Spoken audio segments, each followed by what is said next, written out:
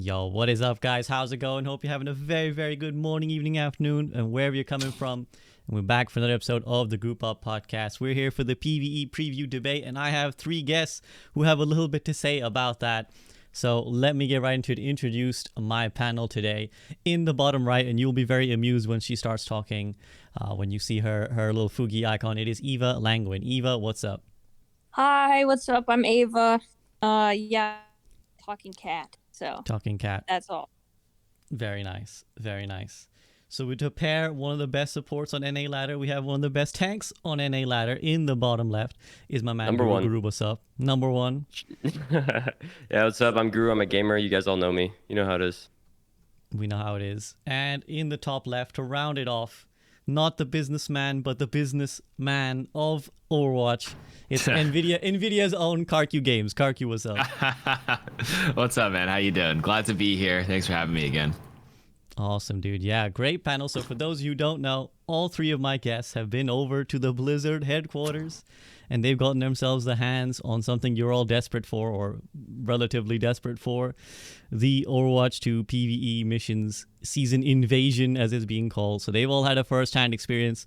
So we're going to be talking about it amongst other things, including the upcoming Mini-Series, World Cup, and just whatever the hell is on these guys' minds. So guys, just to start off with, as just a preview of your own thoughts, I'm going to ask you, give me a rating first out of 10 for the missions you play. I know KarQ's already publicized his, but just give me a quick rating out of 10 of how you felt about the PvE missions. KarQ, since you've already announced yours, why don't you go first? Yeah, I've already said it on Twitter, but not everybody uses Twitter, or not everyone's on all the different social platforms. But I gave it a 6.5. But to be fair, it was just we played it once. It was on expert difficulty, and yeah, I'll just give it a rating. You don't want us to elaborate. Yeah, just yet, the right? rating. We'll go around the We'll corner. get right into it. 6.5. Okay. 6.5. Go next. Okay, we'll go anti-clockwise this time. Guru, your rating. Okay, nobody's ever played Overwatch for the PvE, but I don't know. As far as like the events go, and how the PvE's been, I'd say it's like a 7 or maybe even 7.5. Okay. Okay, a little bit more. And keep in mind, I never liked PvE. I've never even wanted it, honestly. So I don't know. It's fine. Okay, and Ava, what about yourself? You got a rating that's going to differ to either of these guys? Well, I think I would just kind of mirror exactly KarQ's rating. I think that's a really good, solid rating of what is like playable right now, I guess. It like, regardless of, the potential of it, what's playable right now would be like a 6.5.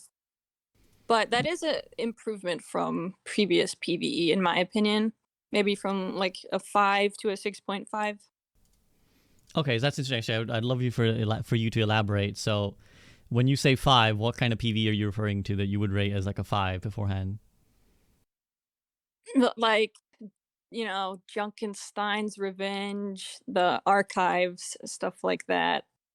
I'll be honest. I couldn't even play the archives event. Like I know there was like skins or whatever. I couldn't even do it on easy difficulty because it was so just mind numbing back in the day.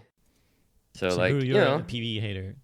Yeah, always have been. I've done all my PvE. Like I've played my Modern Warfare 2 campaign. I've played my Halo 3 campaign on Legendary multiple times. But it's like it gets stale. It's hard to keep exciting, I guess. So that's interesting. You might cause a riot just with your categorization of those games as quote-unquote PvE, because there's been the much ballybooed discussion of what even classifies as PvE is like, a campaign, because what you refer to are like campaigns of otherwise PvP player games, right? You're killing NPCs, right? So that's what I ranked, see as bro. PvE. That's ranked. Yeah. I was about to make that right? same joke, but Everyone was you're making gonna it. go for that one. Everyone was making that same joke. We all know it. It bangs every time. Okay, fair enough. And then KarQ, let's head over to KarQ then. So KarQ, elaborate a little bit on the 6.5. I think first and foremost, the question in everyone's mind is how does it differ to the PvE we've already played? Like compared to the archives, compared to Junkenstein, do the enemies feel different? Is there a more cinematic touch to it? Like what's going on? Okay, I'll be the one to elaborate. So First of all, even Aaron has said it. We played the second mission out of the 3 possible ones, or out of the 3 we're getting in season 6. We played Toronto. We're allowed to say that. I know that. And the first one was the one we saw a long time ago, which was Rio. I think people were playing that in 2019 at BlizzCon. So like they kind of just threw us in. I actually never even watched the Rio mission at all from the 2019 thing, so I was a little confused where we were in the lore as well. So they threw us in right there. Opens up with a cutscene, book ended with 2 cutscenes, as I quote Aaron. That's what he said. The cutscene was enjoyable. I've always said if you're like a big fan of the characters, their backstory, the lore, I think these missions are a great way to like elaborate on that story, which is exactly what they've said. They've continued the story, drive the story forward. I think the cutscenes were good. It wasn't like you know when they like do like a still image and it kind of like slow zooms as they like narrate over it. It's not that. It's like fully fleshed out cinematic, 3-dimensional, and you know they were great. I was like, oh, off to a good start, and then. When they throw us in, it's kind of what Guru said. It feels very similar to the old ones at first. Just an endless wave of, you know, you sit in a spot, defend this place, go to the next objective, do that thing, shoot down the enemies. But to be fair, we did manage to sit down and speak with the devs and different people on the team. And one thing they mentioned was they wanted to emphasize something about the monster type or the enemy ecology is what they call it, or I guess what they're saying is if we have Omnic. Sorry to pause you, because I want to dedicate a whole bit to talking about how the devs responded to what you guys said. Okay. But yeah, let's just keep going. If there's anything else you want to add on, unless Guru seems to want to chime in right now. Yeah. I mean, yeah. We're moving a bit faster. So as you load in, there's like 4 different characters that you can pick from each role. So 4 sports, 4 DPS, 4 tanks. And when you load in, there's like a spawn room. So it's similar, and we didn't get to explore it at all. That like there's a spawn room, and yeah, we were instantly just being pushed out. They wanted us to play the mission or whatever. But I'm pretty sure there was like stuff inside the spawn room that you can mess around with and fiddle with and break, which I always think is kind of fun. It it loses its touch over 7 years or whatever. Like in the Hanamura arcade, I don't break anything. I would just like go to the doors, whatever, AFK. But for the first couple of years, it's like, hey, I'm gonna smash shit up in here, True. So I think there's a lot of stuff that we missed in the spawn room. But yeah, it like waits for everybody to pick their characters, wait for everybody to like leave the safe zone, and then the mission would start. Correct. Okay. Yeah. Ava, like when you throw you in there, like how did it feel for you? Was it like, oh my god, you really like excited? Is it really like epic, or is it a bit more like? Because again, in the archives in Star Wars, for example, the story's nice, but you kind of get thrown into it, and off you go. Are you talking about like when we spawn in? Yeah, like when you spawn in, like again, what does the game feel like? I think everyone's just really curious. Like, does every part of it feel like a step up, or does it still feel familiar? Like, okay, I've kind of done this in archives in Junkenstein. To be honest, I don't remember like the specifics about spawning in, like being in the spawn room or whatever. What I do remember is like the menu screen when you're like, are we allowed to talk about that? The menu screen with like the stuff you can click on. Yeah, they call it Winston's Lab. Yeah, Winston's Lab. Okay, yeah. So when you're like picking which mission you want to do, there's like a book to flip through that has like details about the bots and stuff, I think.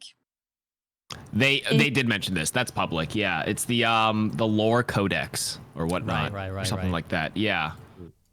Yeah. That's true. That's public. I found more interesting. Like I think in the spawn room, there's just voice lines that play, like just like when you load into ranked. Sorry, but yeah, right when you turn my alerts off. 1 second. Okay. Yeah, no. I actually just want to get So you spawn in, and then the enemies. Now let's talk about the enemies. Yeah. So it felt like it's just like I don't know. It just like forced you out of the spawn, and then instantly it starts going. It starts like ramping up, and each little I don't know what point, I guess, to lack of better words, it started off pretty slow, and then it would ramp up, and it seemed to like just ramp up more and more and more as the mission went on. Okay, I like that's just like a feeling of like building momentum and pace. Yeah, it seems like it was kind of out of your control. You know, it's like buckle up. Hey, here we go. And that's always fun. So like how complex was it? Because I heard SK say that like, you know, the enemies were kind of like meh and kind of like obvious in how they operate, but like, yeah, are they a little bit more sophisticated than what we've dealt with before, or is it your standard like, okay, this guy shoot him here, this guy like walks like this, and you know, what's the enemies like? I think I'll throw that like, over to Ava first. I think there's a lot more of them, a lot more enemies to take care of. I guess like it's a group of 4. Like he plays a group of 4, and I would say like focus fire is actually pretty important to like not die or like not wipe. So I think that's pretty engaging. Like sometimes you actually have to be calming in the game mode. Which difficulty were but you guys yeah. on? Was it legendary? Did you say We were on No. expert. expert? Okay, And so the legendary second is the highest. Okay, second Yeah. hardest. Okay. Yeah. And I don't know if there's like more enemies the more difficult you go. I think it's the same, but they just like do more damage. I'm sure they would add more enemies, like on the higher difficulty. I don't think we actually asked though, but maybe. But yeah, Okay. a lot of them were kind of linear, but there was just, you know, there was a bunch of them that did different things, right? So there's flyers, there's, you know, little, I don't know, am I allowed? I don't know, dude, they weren't very specific on what we were allowed to say and what we weren't allowed to say. But there I was think just that like, means you should say whatever the fuck you want, and then that's the day problem. Okay, sure, yeah. Okay. Yeah, go ahead, KarQ. Do you No. have anything? Okay. I'll say it. Okay. Not to like, well, we have a whole discussion of the feedback thing, but basically there's an ecology for each monster type, and I think the mission we had is like the certain null sector robots that are supposed to be a little like walk in a straight line and kind of do the thing. So for me, it felt like a lot of the monsters were very linear, at least the majority of them. There were specific ones, I won't say which ones. There was one that like actually killed me. And I think you guys said you died to the same one. We did. Me, Ava, and Guru weren't on the same team. I was with a different group. But I think one enemy did wipe like a few of us that can one shot, even an expert. I'm like, oh, okay, interesting. But I would say the majority of them felt kind of like very linear. So I was playing Baptiste, so I just sat there just DPSing and then healing whenever I could, and then DPSing. So it was just sit in one section, just shoot, and then go to the next objective, shoot. So I only mentioned ecology because I think this mission specifically has enemies that are supposed to be that type, and maybe the other ones will have more enemy types that have like, you know, more interesting AI or script to them. There were a few flyers in this one. But yeah, and we know what Overwatch is capable of with like enemy AI, because remember the one on Rialto, we had like the assassin that was just like, and then you had like the Widowmaker, if you had to be careful of her, the sniper, then you had like the Juggernaut. So like I know like the AI, they're capable of that, but it felt like that mission specifically was not that immersive for me, so it didn't feel like a step up to the previous archive missions I played before. That's just my take, which is why I gave it a 6.5. There was some times where I actually had like turned my brain on, right? So the one that you're talking about, the artillery guy, I think, right? I didn't want to name it, but okay, you just said it. Okay. Well, there was times where it's like, oh, I have to focus up. Like I'm actually jiggle picking this thing. I'm peeking. I'm right clicking. I played Zarya. It felt so bad. By the way, I was like energy starved the whole time. Fights kind of sometimes like it was too long in between fights, and I would just like be zero energy. It was tough. I wish I chose any other tank, but yeah. True. My perspective on that was a lot different. I got killed by it once when I peeked it, but since I just AFK in the backline as BAP, I didn't really see that guy one shot at like one of our DPS and our tank once, and then that's it. Yeah. But yeah. I also played BAP. I also played BAP on our team, and when we were fighting that thing, like I would go behind cover, and it would hit me for like most of my HP with like splash damage, and I was like, oh fuck, Yeah, like yeah. Ooh. Maybe I got lucky. Okay, so So the enemies are like, they are challenging. They are a little bit. They will, as Guru said, you have to be awake. But is it like, I don't know how much each of you have like in terms of playing recent PvE games, but yeah, like I think the question in everyone's mind is like, compared to the fights that we might take in a God of War game, obviously a Dark Souls game, or like even a Zelda game, like where do they land in on that spectrum of like, are they just like, yeah, okay, you have to turn your brain on, but it's not really much, or are they like, gonna require you to think a few times in a the interesting way, I have to do this interesting thing to beat that guy? At the moment, it sounds like no. No, not really. No. No. On expert difficulty, no. Yeah. Okay, so let's talk now then what feedback you gave, because like you all the creators who've said publicly, you were kind of like, well, we told the devs that there was no replayability, which is another thing we'll talk about, and the devs were very receptive to feedback. The devs themselves, I think, said that they're not releasing another PvE mission for the entirety this year. They said because they are going to take in this feedback and readapt the future missions. I'm going to press X to doubt on that a little bit later, but for now we'll just go by what they're saying. So what was the general feedback you were giving, and whatever you can tell us, like what were the devs saying in response? Let's go to Ava. What was your feedback? The one that like stands out to me the most was making the bots like harder to hit and like actually having to aim at them, like making them move erratically as the difficulty gets harder. That's what I said I would like to see, because that's why it gets kind of boring to me, is because it's very easy to kill them, I guess. Like it takes Right. a lot of damage, but they're just like, in straight lines or walking at whoever they're targeting. So Got you. when I suggested that, I don't remember exactly their like word for word what they said, but they were like writing it down, and it seemed like they were considering it, I guess. The devs. Got you. KarQ, what was your feedback to the devs, and what did they say? Well, first of all, before I even give that, I just really want to emphasize that I don't think we're like the target market for this. We're all like competitive PvP, competitive, ranked players. And I actually think there is like a good market for people who just like to relax and just pew pew nonstop and shoot endless waves. I never really cared for like Left 4 Dead or like COD Zombies or anything like that. So like, I just want to like lay that as like a preface before I say anything. So for me, from my perspective as like someone who enjoys PvP, I really need something super replayable for me to like continue to play those missions. So my suggestion to them was an incentive. So there's like many ways you can do that to get people, players like myself and others who can relate to that here. So first would be a scoring system. I don't recall seeing a scoring system. We've had previous missions give you like a star rating. Maybe this build didn't have it, but like they've had like star ratings before. So like going for a leaderboard, hitting first place would be pretty cool, but I didn't see it at the time. Maybe that will be added later, so don't quote me on that. Number 2, timer, like speed.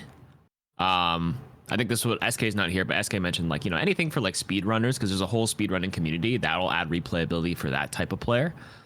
Number 3 for me, I said like a reward, a cosmetic or something for doing the mission and killing certain amount of things. So like obviously implementing a weapon charm or a skin might be like a whole nother like discussion, because you have to add that cosmetic. But how hard is it to add a title card? It's just some words on, it's just a title, right? So like I was like, okay, because these omnics or whatever are, you can break off certain parts of their body. You can shoot the arms off, it'll like walk with one arm. If you break the legs off, so I was like, if the game made me, if there's an achievement for breaking 1,000 omnic arms or going in and breaking 1,000 legs, give me the leg breaker title. Because there's people who like farm the mystery heroes title called Shapeshifter, which is like 500 wins. People do these things for, and it makes people play mystery heroes because they want to get 500 wins. They want Shapeshifter. So like, if you want the arm breaker, the deal breaker or the leg breaker, I don't know, something fun like that. That would add replayability there. So I was like, yeah, do that. And then maybe it'll get me to play the mission more than once. Right. So that was my suggestion. Yeah. Fair. And at the moment, it sounds like, yeah, each of you are kind of like, yeah, I think I'd play it, experience the story, and then I'd be done. Guru, was that your experience? Yeah, I mean, they obviously they're gonna add stuff that's gonna be, add replayability and add, incentives and stuff. Like they have to. It's Blizzard. Like, of course they're gonna do it. They just maybe haven't announced it or whatever. I was talking with Dion, and I talked with him for like it felt like 2 hours. Like, oh, KarQ, you were there. We were talking for so long at dinner. I mentioned something to him, like maybe add some like a rare spawn or something like a boss that could randomly spawn. I don't know if you've been playing any Diablo, but like The in Butcher. Diablo, the Butcher, dude, that you load into a dungeon and just randomly the Butcher will spawn. It's basically like the Roadhog has a Butcher skin, but it's basically just a big guy. Run into a random Roadhog. Yeah, on run a into mission fucking in Roadhog. Toronto. Yeah. He's like, what the hell are you doing in here? And he's just like basically a boss. I think that would be really cool. There was one part where there's an elite that spawned. I'm like, dude, they should just have elites spawn all the time, just like randomly. So it was just like more health, more damage, but it was like a lot more health. I said more of that. Just like add random things that happen. This like random monsters. I said I was basically just comparing it to like WoW. Like a lot of it, just take stuff from WoW. Yeah, this is a Blizzard title. You can take bits and pieces from your other IPs that clearly have worked, right? So yeah, like spawns like that, and I don't play WoW. I played it for a little bit, so I know people like replay dungeons all the time for like mounts, right? Like a drop. Mounts or like like cosmetics. Cosmetics. Rare cosmetics that spawn, or like mounts mostly. So maybe is it to add like a random weapon charm drop or something at the end, like a one and whatever. I'm okay with gamifying. I don't know if this is like a common shared opinion. Like I play MMOs. I do play like RuneScape. I don't play much WoW, but like I can tolerate 1 in 500 drops if it means I have to do it over and over again. Yeah. Just for that kind of community. Like you can't please everybody, but like you like I said, you have the timer for speedrunners, you have scores for leaderboard chasers, you have titles for the people who want to just like do that, and then you have rare drops for that kind of player. So you kind of like cast a wide net to get as many people to replay it as possible. But literally as it stands, just add everything, and somebody's gonna be like, oh, I like to do this specific thing. I like to speedrun. I like to collect mounts or trinkets or whatever, sprays even. Oh. Yeah, that was the other thing. That's what Dion said at dinner. Dion's the art director, by the way. He's not. I don't great think guy. He's a great guy. So I think he's just gonna share this feedback with the team. I don't know if that's part of his like role. Maybe he's does everything as well. But what's it called? I mentioned like the map was actually like what Guru said. How it just threw you in the spawn room. There's no time to like look around. The feedback we gave was like maybe there's like a side thing you could do to explore the map, because I actually think the environment artist did a fantastic job. The map was very beautiful. Like it's Toronto. I'm from Toronto. I'm like, oh, I noticed all these little like small Easter eggs. I'm like, I recognize that name. There's all these cool things, but I didn't have time to look at it because they were like, stand here, do this objective. And I'm like, man, I want to go over there. So the thing is, sorry, the map moves by who's the furthest ahead. So I think in your group, Warren said he was just running forward the whole time, so there's no time. And then I think Aspen was on Genji, so she was going pretty fast. And there was this little competition. It's like whoever finishes faster is better or whatever, which was dumb because we didn't get to explore the map at all. I spent a lot of the time just like goofing off. Yeah. Well, that goes with the whole exploring map thing. So my suggestion was, can you do things on the side to like force us to explore? If you want to do one run where you just collect things, and then Dion at dinner was like, oh, kind of like dog tags, and I was like, what? And he's like, oh, from like Gears of War, if you played that. And I'm like, okay, yeah. So like I guess in Zelda it would also be like collecting those dragon tears. If you're playing like God of War, it's collecting Eyes of Odin. It forces you to go explore a little bit of the map and like pick up some like small things, collect 5 in your run or something. So what I'm hearing is a bunch of fantastic ideas from you guys. I want to hear Ava's thoughts in a second as well. So like there's a bunch of great ideas from you guys, but at the moment none of that exists, and it's a little bit upsetting perhaps because we were there's some of these things that you guys talking about, like random events that happen. Like that was actually talked about by Blizzard in their various communication in like BlizzCon and stuff, right? 2019, when there was a talk about how there would be sections of the map that would randomly open up, right? Like, oh, we have 2 or 3 different paths. And like a section will change this time. Like one time you play, it'll be a different section. But it sounds like I feel like I remember either I've Nelson Mandela effect this, or I'm pretty sure that at some point in the communication when they were like 2019, this was said as a thing that would happen. But it doesn't sound like it's happening. or anything, any sort of thing like that. So I guess my question, and I'll take this to Ava first, is like the question that I guess everyone will be asking is that, okay, so we're not getting the replayable missions now. We're getting like a one and done type thing. Like what was the devs' explanation almost, if they had one, of like, well, why are these first set of missions so linear seemingly? I mean, sorry, I know I'm cutting you off here, but think about it. They're like a rotating door of employees at this point. You know, they've been canceled. Like all this, like we don't know what Kotick. We've heard those stories about Kotick, like making the team scrap the whole projects. Like, dude, I'm just happy. Like, something we have something. You know, like I get there's like 4 years of lost content or whatever, but at least we're moving forward. That's how I see it. I know a lot of people are just like trying to pitchfork and be mad, but like if you're playing this game every day, you may as well try to give these people the benefit of the doubt because they're humans too. But okay, yeah, go ahead. Yeah, Ava, do you have any? What was the sentiment you got as to like, well, I feel free to disagree with the way I'm phrasing this question too, but it sounds like the first 3 missions are like the start of what they actually plan to build on, and like actually in the future will make the missions better and more complex. Right now it's a bit of a here's an hour and a half of missions and play it once kind of thing. So what was your impression of like why it was like that, and like what the devs' sentiment were as to like how they were approaching these missions? I don't think that we asked that question really. I would say the general vibe though was that it was kind of rushed. It felt rushed. And when we were like giving all these ideas, of course they were saying like, yeah, we'll consider all of this stuff, but we can't do it right now. Like we just have to get it out for season 6. Like season 6 is coming up, so I would just say it felt rushed overall. Like we didn't get to. I personally didn't ask that question. KarQ, you're smiling. Like, I mean, you know what people are saying. You know that people are out here like, well, what was being done in these 4 years? If after 4 years we have these 3 rushed missions, like, what is your response? My response is, the team was like super kind. They're super nice. Like Guru said, they're humans too. Now people are gonna say 4 years and nothing to show for. I disagree with that take. It's less about nothing to show for, but I am certain there was a lot cooking up, and there was so much that was scrapped, and they're at a point where a lot of the new people that came in are just kind of patching up what was left. 100%. 100%. Yeah, they're just kind of like fix what was already laid out. It was a very ambitious project, and maybe they had the resources at that time, but like with all the people who have come and gone, you got new people, you got to bring up to speed, you got to catch up, and then different levels of. Like they're scrapping everything. Like they're keeping. Yeah. They keep what they can, they execute what they can, and I get the feeling. Again, we didn't ask this. When rushed.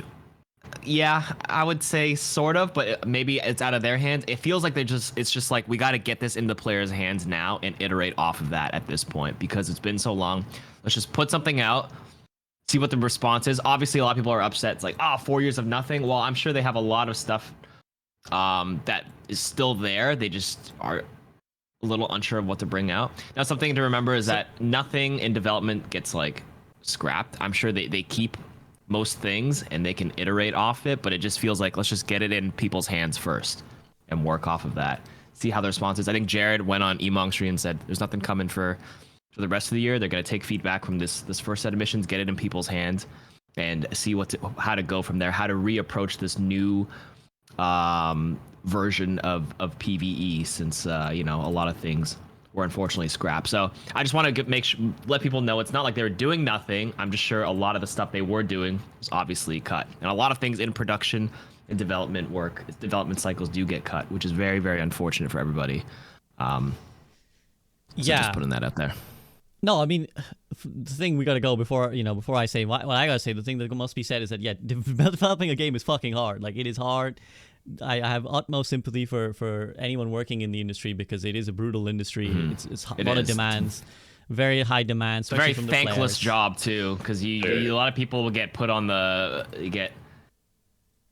get blamed for things they were ultimately like not responsible for, or things that are out of their control, which is very, for sure. And then a lot of them are not allowed to like say anything publicly because like, that would compromise their, well, it was Yeah. XYZ's Their fault that job. this happened. They can't say it, so I'm saying it for them. You know what I mean? It's just like, Well, the other thing is because being straight up, like I'm pretty Yeah. pessimistic, and I will provide some negative feedback here in a second, and probably For sure. throughout this podcast. But it must be said that it's like it's very one of those unfortunate situations where each individual dev will have worked so hard, like the stuff that they're working on, they have worked on so hard, whether it's the environment artist or the narrative team or whoever it is that's doing their job. I have so much sympathy for them because they're sitting here watching an entire community of millions kind of shit talk them, be like, what did you guys do? You guys did fucking nothing. And that person knows that they spent years, working 9 to 5, sometimes more, to keep putting out this content that people will never see, they can't comment on because of NDA and Bobby Kotick or whatever. So I totally want to like express my sympathies to the individual developers for like, it's clear that they obviously have been doing stuff. However, but as consumers of the True. game and as observers of the market, we have to comment on what we actually get, what gets put out in the public. And that's where people are going to look at it and say, well, because a couple of times you guys have said like, oh, I'm sure they've got lots of stuff coming and cooking, and Guru said, oh, I'm sure they will add replayability. I'm not sure anymore. Like me personally, I'm not sure. I don't like. I've waited long enough. Like, and this is what we get after 4 years. And there's promise of like, well, later we'll iterate. Later we'll make stuff that's better. I remain like, my POV now is like, convince me. Like, I don't think like magical stuff is behind the curtain. I'm waiting to be convinced that they can turn the ship around. And my question to Ava right now is, Ava, like, do you think the community has to like essentially treat the gap between the end of Overwatch 1 when we weren't getting content and Overwatch 2? Because people keep viewing this gap as like, surely something should have come from this time. But do you think we have to just look at that gap as like a sunken lost era and like actually just treat Overwatch 2 as like, when it launched, like that's when they've actually been doing the things that they're giving us now? And so again, if we get the PvE missions now, it's going to be another year before you actually get a vague version of what you want from your PvE missions, of like, they're going to be replayable, they're going to have depth, they're going to have some of these ideas that these guys talked about. Yeah, so like towards the end of Overwatch 1, I actually like quit the game because it was so stale. Like they weren't putting out patches or anything. And so for a while I was like very I guess salty towards the idea of PvE at all, because it's not something that I ever asked for. I'm a PvP person. I just wanted like balance updates and stuff like that, like new heroes. So I was pretty salty about PvE like overall, like for a long time, but like I think that I have sort of like, reframed the way I think about it. It's just like something extra to do, I guess. And I would like if it was really good, but it seems like the devs sort of, maybe because they've been working on it for so long, or they've been like patching it up, because like, Guru said, like the rotating door of employees, I guess. They've been working on it for so long that maybe they are kind of tunnel visioned, because a lot of the things that we were suggesting to them, they were like, that's a really good idea. Like, we never actually thought of that before.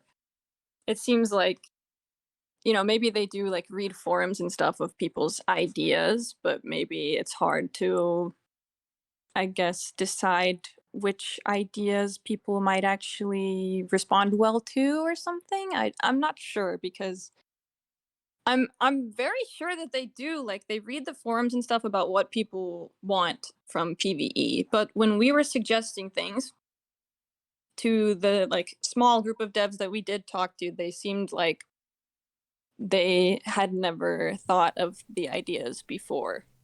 KarQ, you've been sorry to interrupt, Ava. Finish your thought. Yeah, they seem like they had never thought of these ideas before, and like these were new ideas to them, that things that we suggesting that they do to make it more replayable and yada yada yada.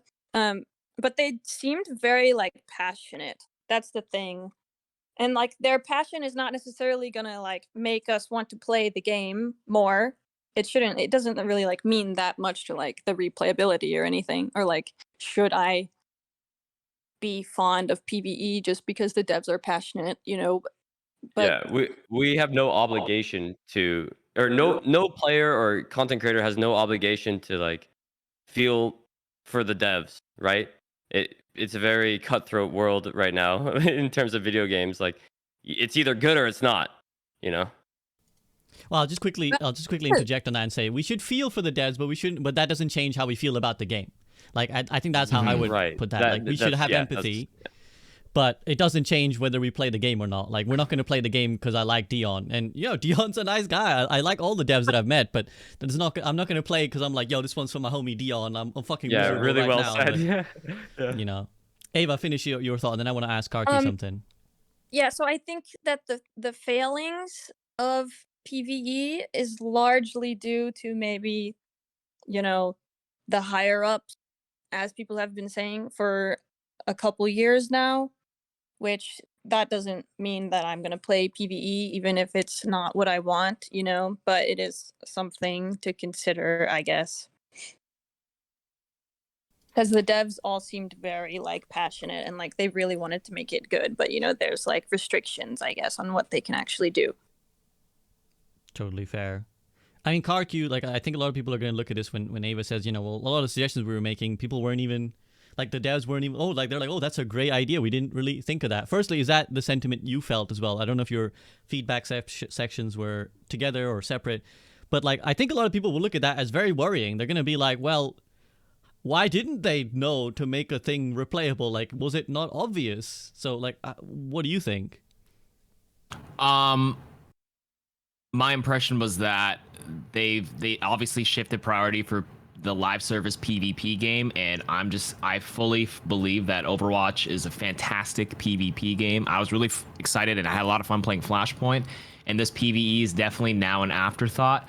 I'm still on the side of like it is they're just patching whatever they announced, their overzealous announcement in 2019. They're just like showing us the remains of that, and I think it should just be written off and just been like, okay, that was a mistake. We should just prioritize PvP, because I think this game there's no other PvP game like this. Like, I'm gonna go full like Overwatch bootlicker right now. Like there is no FPS game that does it like Overwatch. I'm sorry, this game is like so fundamentally good at its core on the PvP side, and it just feels like this PvE stuff so far has not lived up to the same expectation, because people are putting it on the same expectations because of what they can do in WoW and other PvE specific games. But I just don't even think they have the resources to make at this time, unless they really dedicate a ginormous team to it, which maybe it seemed like they did at the beginning. But like honestly, I would say just go more all in on this PvP, Flashpoint, maybe even more new game modes. Like I think it's a PvP game at its core. And yes, the feedback, some of it's just like, oh, we hadn't thought of that. It's like, oh, okay. I think they definitely just haven't given it a thought, so much thought in the last year, because like this was probably like something they've been working on for like I'm sure, because this Rio mission was playable in 2019, right? So this was done, I'm sure like the baseline of this mission and story was done like 5 years ago. That's what I think. 2018, 2019. So yeah. This team is just cleaning up the last bit and just putting that part public. And yeah, I mean, it kind of leaves, like, I really appreciate you guys giving me your insight and your input. It leaves a lot more questions than it answers, though, because again, you guys are right in that there's a lot of upturn, right? There's like a lot of turnover between the developers, and it almost sounds like now the PvE has become the afterthought. For years, people were like, oh, they're neglecting the PvP because the PvE is where they're at. Now you're kind of saying, oh, actually, the PvE almost is the afterthought. They're back to PvP. But I think fans of both ends of that look at that and say, well, we haven't got that much for either. So they're very confused about this gap. I want to quickly clarify what Megan, the community manager, is saying in my chat. She says, I can't speak for all the devs or even behalf of Jared or Aaron, but there is a difference for us between, hey, we thought of this idea versus, hey, we had 4 people in the community telling us they really want this thing. So I think that's a fair clarification, which is that maybe sometimes when you suggest ideas, they might have like some dev might have floated that idea, but maybe it's, either they weren't very confident with it or it was shot down, versus, hey, our community members are saying this is something they really want and would value. So I think that is an important distinction to make. I think there's also a legal issue in that area. So like, I don't know, it could be like stealing ideas or stealing concepts. I remember one of the art devs talking about it. So it's something to consider. You mean in terms of incorporating some ideas? Sorry, Guru, just to finish Guru's point. Like, you mean in terms of incorporating ideas from other games, you mean? Yeah, like say you're a fan and you sent in a concept to a dev. Now the dev can't use that concept because it's right, someone else's will idea. Say you stole my thing, right? Okay. Yeah, and even if like they see it and then 2 years down the line the idea circulates in their head and they forgot about a fan sending in the concept. If they use it, now they can get in trouble because it's like, oh, I stole this from a fan. But like, yeah, I don't know. So the moral of the story is stop making fan art, guys. Just stop right now. If you want something to be made, don't make it. That's how you do it. Okay. Yes. Ava, sorry, I cut you off. You had something you wanted to say. I also think a lot of the feedback that we were giving them was coming. We were all like top 500 players, so a lot of the feedback we were giving them and suggestions was from that point of view of like making it more mechanically challenging and things like that, which is not necessarily what everyone who plays the game is gonna want. And maybe the devs didn't think of it from that perspective because they are not top 500 players, most of them. That's entirely fair. Yeah, and again, it must we're out. a different group. Yeah. Oh, sorry. I just want to say we're like the group that was brought on. Like I said, our bias is we play PvP. We're top 500 competitive ranked players. So like, and I think I just wanted to add, like when you mentioned earlier that I kind of shield like the empathy for the devs, but then as a consumer of the game, it is kind of like it does feel a little disappointing that was the iteration of PvE we got, which is why for me I just want to say that's why I kind of wrote it off. I'm like, this is just a PvP game now at its core. I just don't think, and like you said, I have to see it to believe it first that it'll be like super replayable and have all those assets and things that we suggested. So for now, like give me Flashpoint and some more PvP stuff. Interesting. Yeah, Ava, go ahead. I want to add, from my perspective, the PvE sort of just seems like a method of delivering lore about the characters and about the game rather than like becoming its own like Dark Souls game or something like that. And it's an interesting thing to note because, as you guys already pointed out, like there is a whole section of players who only care about like the lore of Overwatch, right? They're only really interested in like shipping the characters or like figuring out the backstories of like who came from where and what did they mean for them. And while us, the players in this call, probably a lot of the players listening right now, we're kind of, again, we're people who play the game a lot, or at least I used to, and kind of want to keep playing the game repeatedly. But for a lot of people, that isn't maybe even the target demographic. For them, it's like, I don't mind playing a game for an hour and a half, getting a good lore content out of it, and then that is all I'm really after. I don't care about playing it 10 times and defeating the enemies in different ways and blah blah blah. I'm happy with just that little dose of story. So that is something that should be pointed out. But again, I think the problem is that over the years we've had so many hopes and promises of like what we thought the PvE was going to be that it's just inevitable that so many of us who've been engaged for so long are just like, is that it? Kind of feeling that this is what's left. KarQ, anything on that before we move on to Flashpoint? I just think that the biggest, obviously we can't turn back the clocks now, but obviously the biggest perhaps mistake or regret was just like an over announcing like the over ambitious project. And it's it's just a shame you lose, because like I think Blizzard was supposed to, like, this game was supposed to cast a wide net and like attract a brand new audience and make people who have already quit the game return in hopes of this. But because it's like, okay, that's why it was a 6.5. Like, I don't think this is enough to bring those players back. And for me, I've gone through all 5 stages. I'm in the acceptance part now. I'm like, all right, this is just it. So let me just enjoy PvP and Flashpoint and all that stuff, because Yeah, but I am not that target market. So like I said, it's a shame because there are people who just like to sit back and just, shoot endless waves and hordes and do all this fun PvE stuff. But I've never been that player anyways, so like I guess not like a major loss for me personally. But yeah, I can't speak It for does everybody. seem like just a one. good mode if, like, I don't know, you're trying to dodge a queue, like you keep playing against the same guys, whatever. It does seem like a good, like, okay, I'm gonna go relax in a PvE, maybe invite a couple viewers, whatever, and just like avoid comp for a second. Yeah. That's a very very niche niche market there. The people dodging stream snipers Yeah. Well, or just I queue wanted dodging. to Yeah, Eva. maybe even Yeah. warming up or something. I don't know. I wanted to add that the devs themselves, as the like handful that we met, the sentiment from them seemed to be like they want to stop promising things and they want to just start putting things out there and getting Yeah. feedback on it and like going from there rather than just like promising things like they have in the past. 100%. Yeah, just get it in players' hands and iterate off that rather Yeah, they than kept saying that. That was. we're gonna do this, we're gonna do this. Okay, let's just see it first and then go off that. So interesting. That Yeah, I feels mean, like it.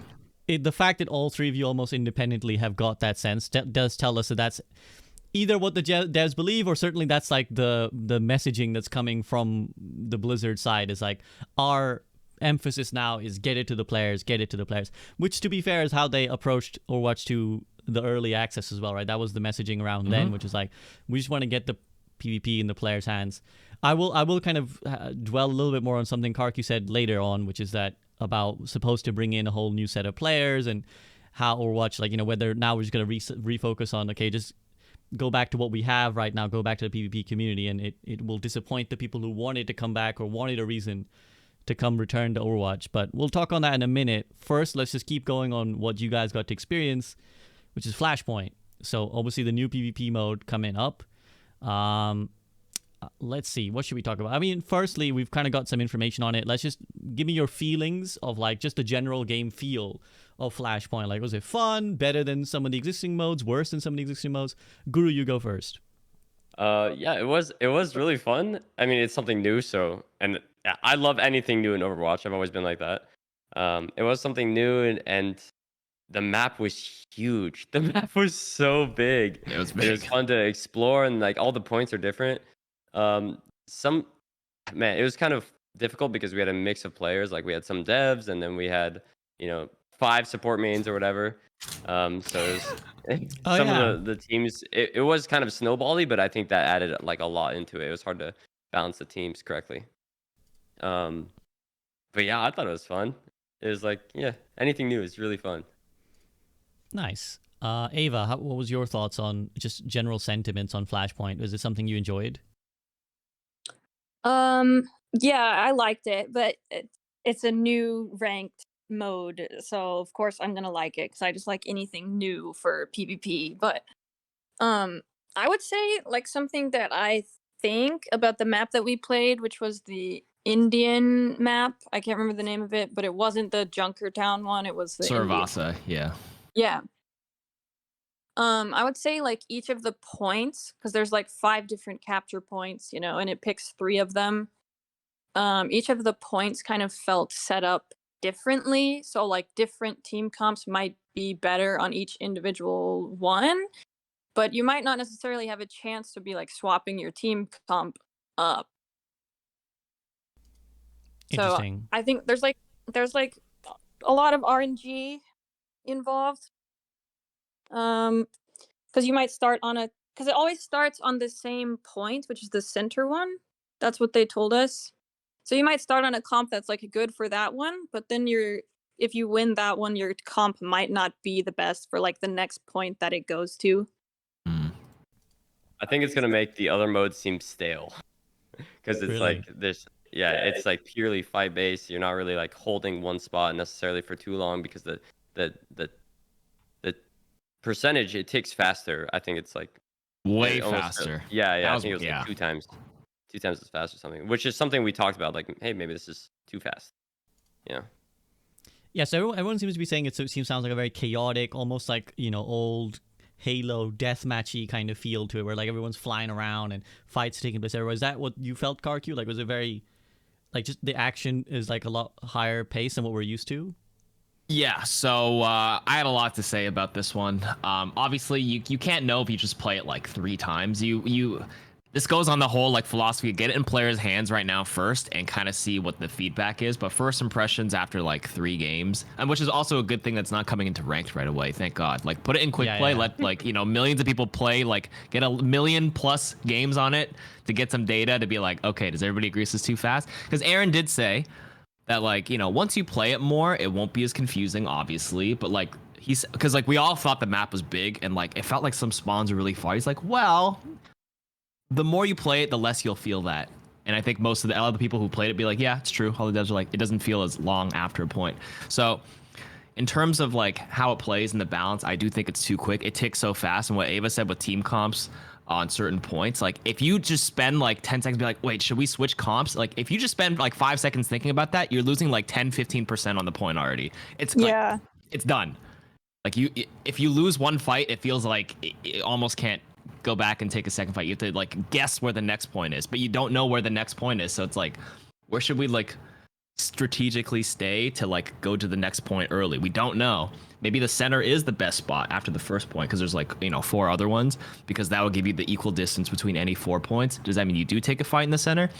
So number 1, the point ticks faster. Number 2, the downtime between the next point unlocking, I feel like is kind of short. I think it's like 30 seconds right now. Again, this is only 3-game impression, but 30 seconds feels kind of short because like if it picks somewhere that's like farther than where you are positioned, it kind of feels like once you're there, it's already like, and the other team was just so happen to be closer to it, they're gonna have an advantage to cap first, and if they cap first, they're gonna be all the way to like 60-70% done before you even take a second fight because it goes so quick. So I was thinking more downtime between the fights is good. You can also play around the corridors and long hallways between points because the map is beautiful. There's like so much surrounding things you could do with the different sight lines there that I thought they could capitalize on with a bit more downtime between points unlocking. So even if you lose on like the transition period to the next point, there's there's time to kind of regather, change comps, and maybe by the time you take a second fight, yes, the other team caps first, but they're only at like, hopefully under 20% and not like 70% done already because for the reasons I mentioned before with the timing. So pacing is fast. Like these are going to be like less than 10-minute games. For sure, which is not a bad thing. Push is only 10 minutes. But yeah.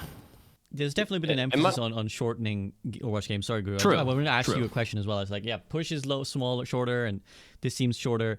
Like, I'm just trying to picture this in a solo queue environment, Guru, and like, it just sounds like it's going to be a fucking mess. Like, you think it's going to be very, just very brawly, like just people taking whatever they want. Like, I think the strategy sounds like it's going to be very hard to manage for anyone in solo queue. Yeah, man, we're not average solo queue players. They're not like Overwatch. This is not Overwatch League scrims. We don't need to have like an idea of how to play exactly the same every single time. You need to be, if you're playing comp, you need to be fluid and play with what you have. I wish they would just send it. Just send new characters into ranked. Send whatever into ranked. Like it's a brand new season. I wish they would. That's what they do in League of Legends. Like brand new characters out, send it into ranked. Yeah, I don't know. And it seems to work for them. And it adds to like, okay, this is a new season. What's new about it? Oh, I'm playing the old season for 2 weeks, and then there's a new map. And like, I don't know. I wish Top 500 would have come out instantly. Maybe a week. I don't know.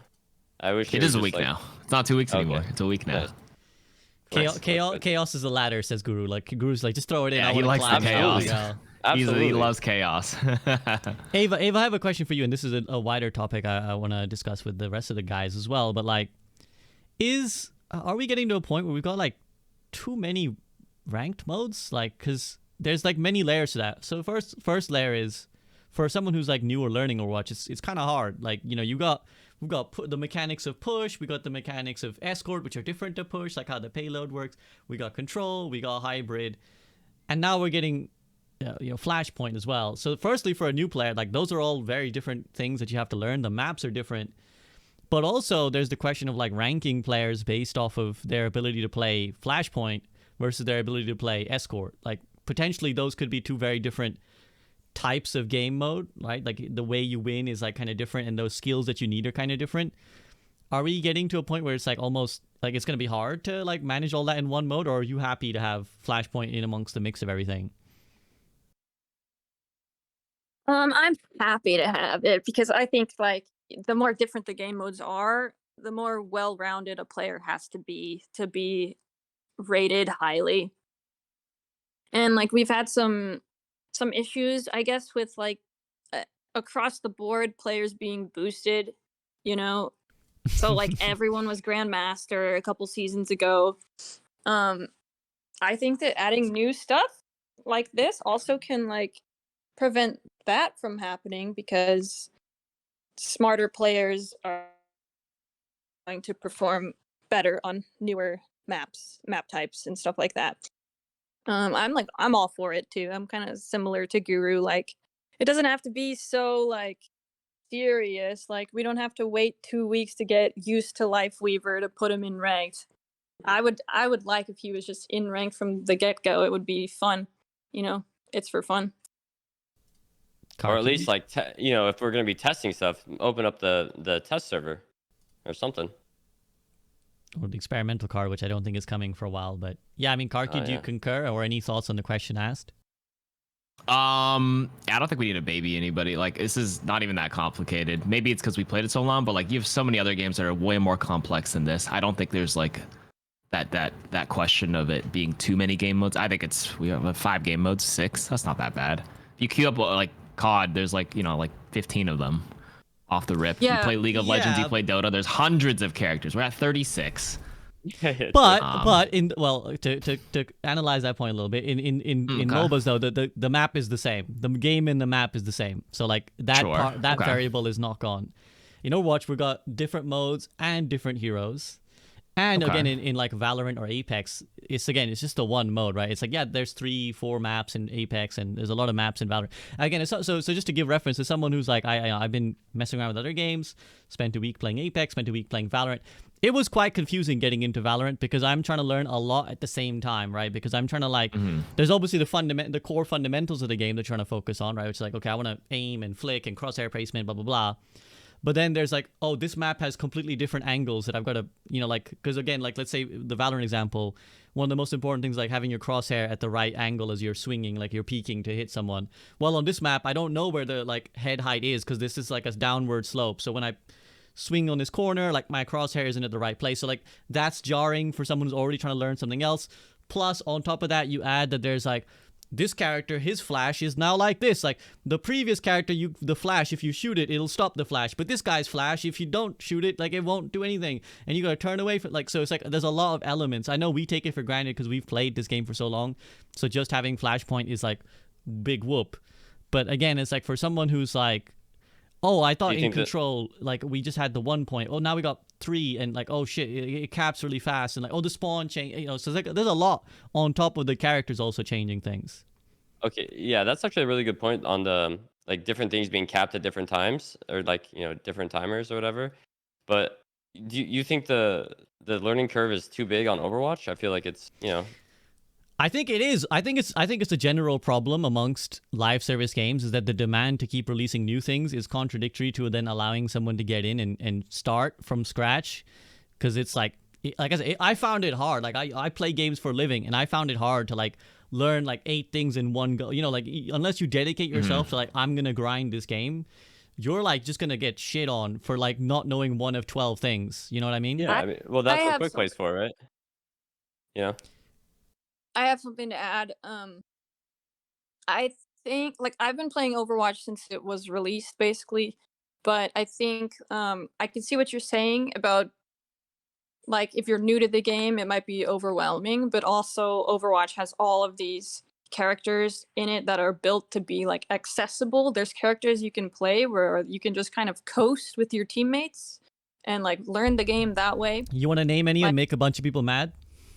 Oh, dude, don't get me fucking started. Okay, well, I will say for the DPS role, when I was learning, I picked Torb and I picked Mercy to learn the game. So there's Mercy that. DPS. Yeah.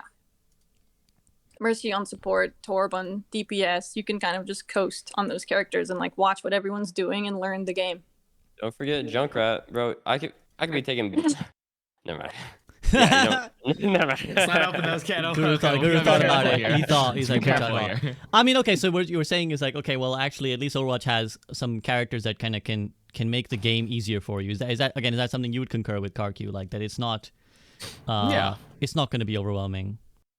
I think so. Like there's also like you can just queue into, you know how you said like we have less heroes than like the other titles, but you have to multiply it with the different game modes. You can just queue specific map modes in arcade, can't you? I remember there's like a payload only or escort only, or when the new map comes out, you just queue that map in arcade.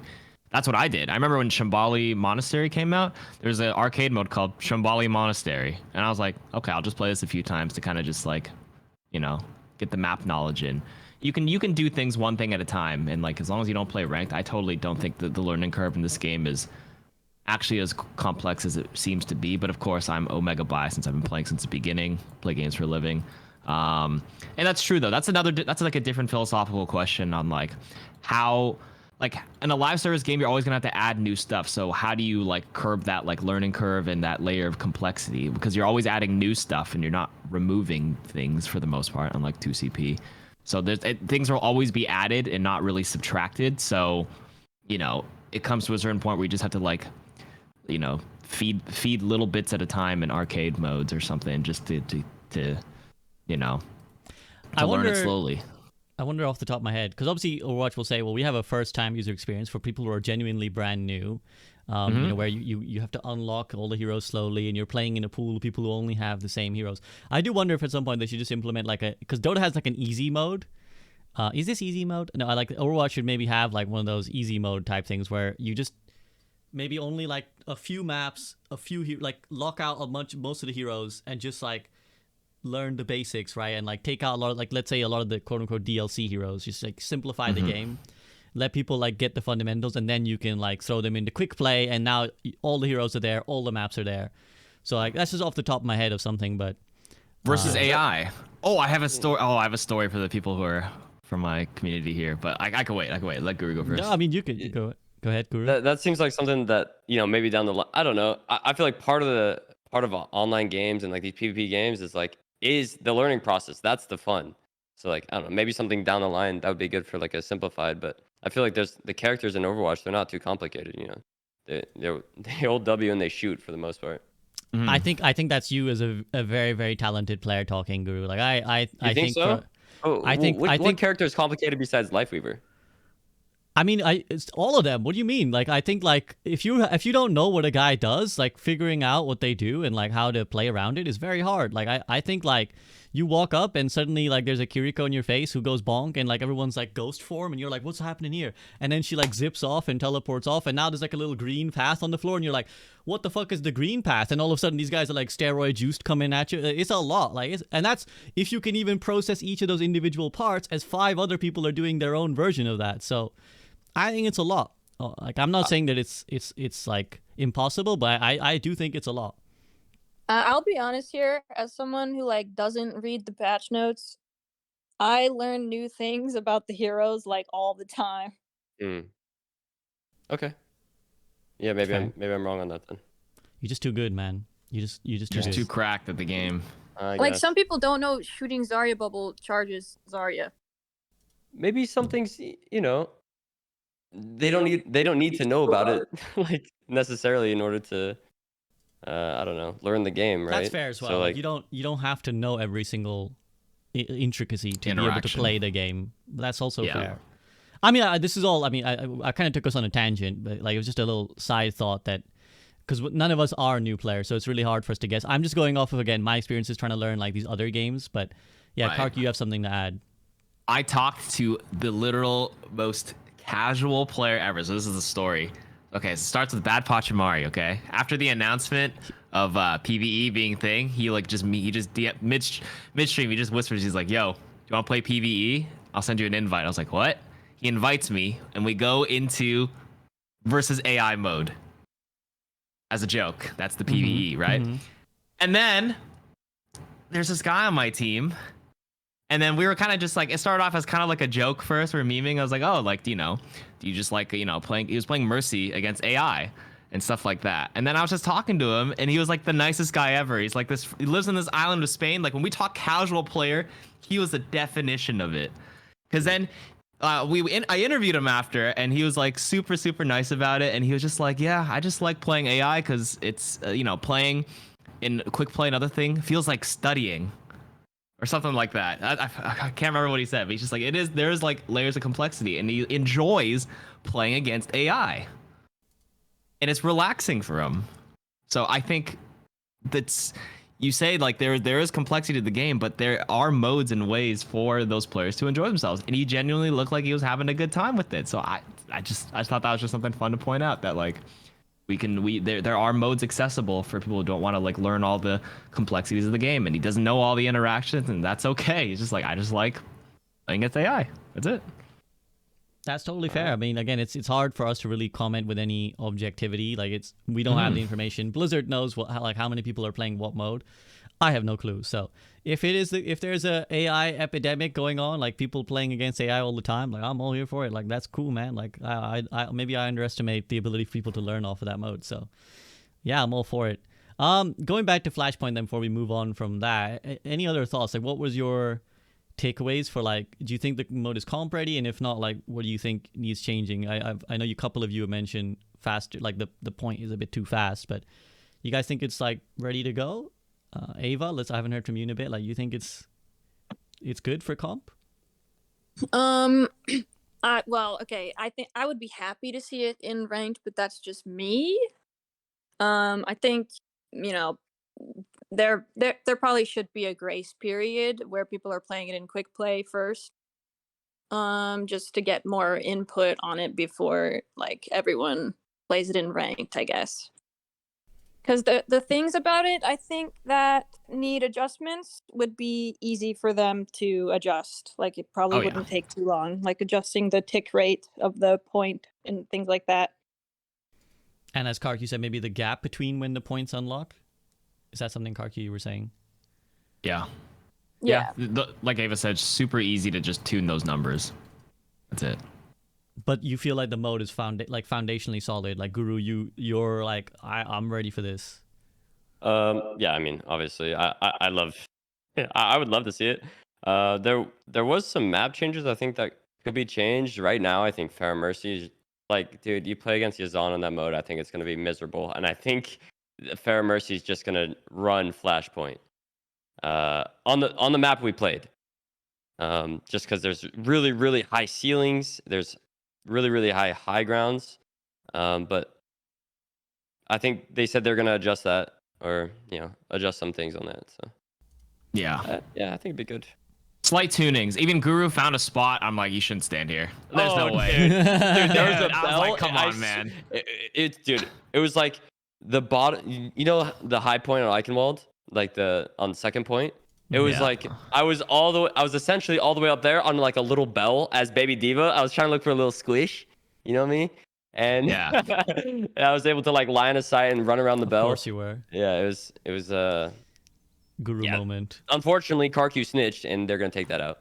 So, yeah. I was like, dude, like he launched a bomb, and then when he fly out the mech, he was like all the way above on the bell, and I'm like, okay, like this sightline is kind of like, it's so high up that like it's basically that the Nepal, or not Nepal, or yeah, it's Nepal. You know what, the ones with the elephants or whatever. You know that middle point. There's like that little tower in the center that like, or right in the center where like Lucio's. You're able to kind of like stand right on the top of like a point similar, kind of like that. And I'm like, man, KarQ's like, no. Mr. Keller, Mr. Keller. Mr. Keller. Get rid of this. No, that's there's no way that should stay in the game. That just seems kind of ridiculous. But yeah, that's why I disagree with like throwing it in comp. That's too chaotic for me. Like 1 week in quick play to iron out some small stuff, and then you can throw it in ranked. Yeah, it's totally fair. I mean, to your point, Guru, I think playing against Yazan on any game mode and any map is a miserable experience. As the only resident EU player here, I can tell you that it's not very fun when the flyer guys come online. But yeah. Okay, so Flashpoint, I mean, that's exciting. It does sound like it's a fun mode, and I look forward to kind of getting hands on it like all the other plebs at some point. Let's move on then to the other big, I suppose, news was the reveal of the Overwatch Mini-Series. I think it's also called Invasion or something like that. I've forgotten what the actual name of it is. Or, no, Genesis. Genesis. That's what it's called. So, yeah, I mean, we saw the trailer for it. It is coming out soon, I think, the first episode. It's like this week, I think. And it'll be a 3-part series. So, I have thoughts on it, but and there were some thoughts that made people angry. But I'll first defer to my guests. And Guru, have you seen this? Are you excited about this?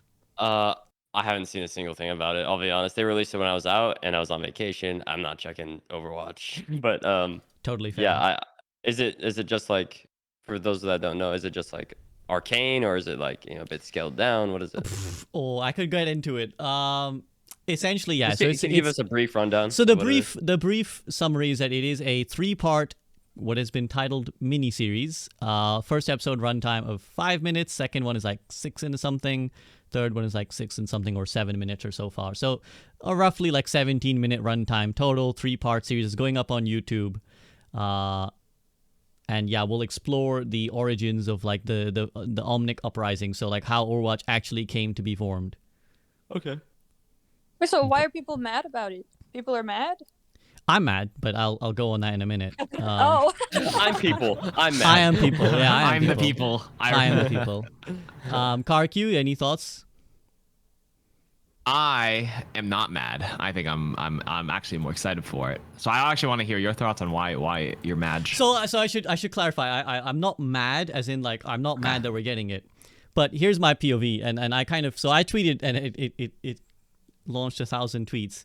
That I was very excited when I heard the reveal, and I was like, someone was like, Overwatch Mini-Series is coming, and I'm like, yo.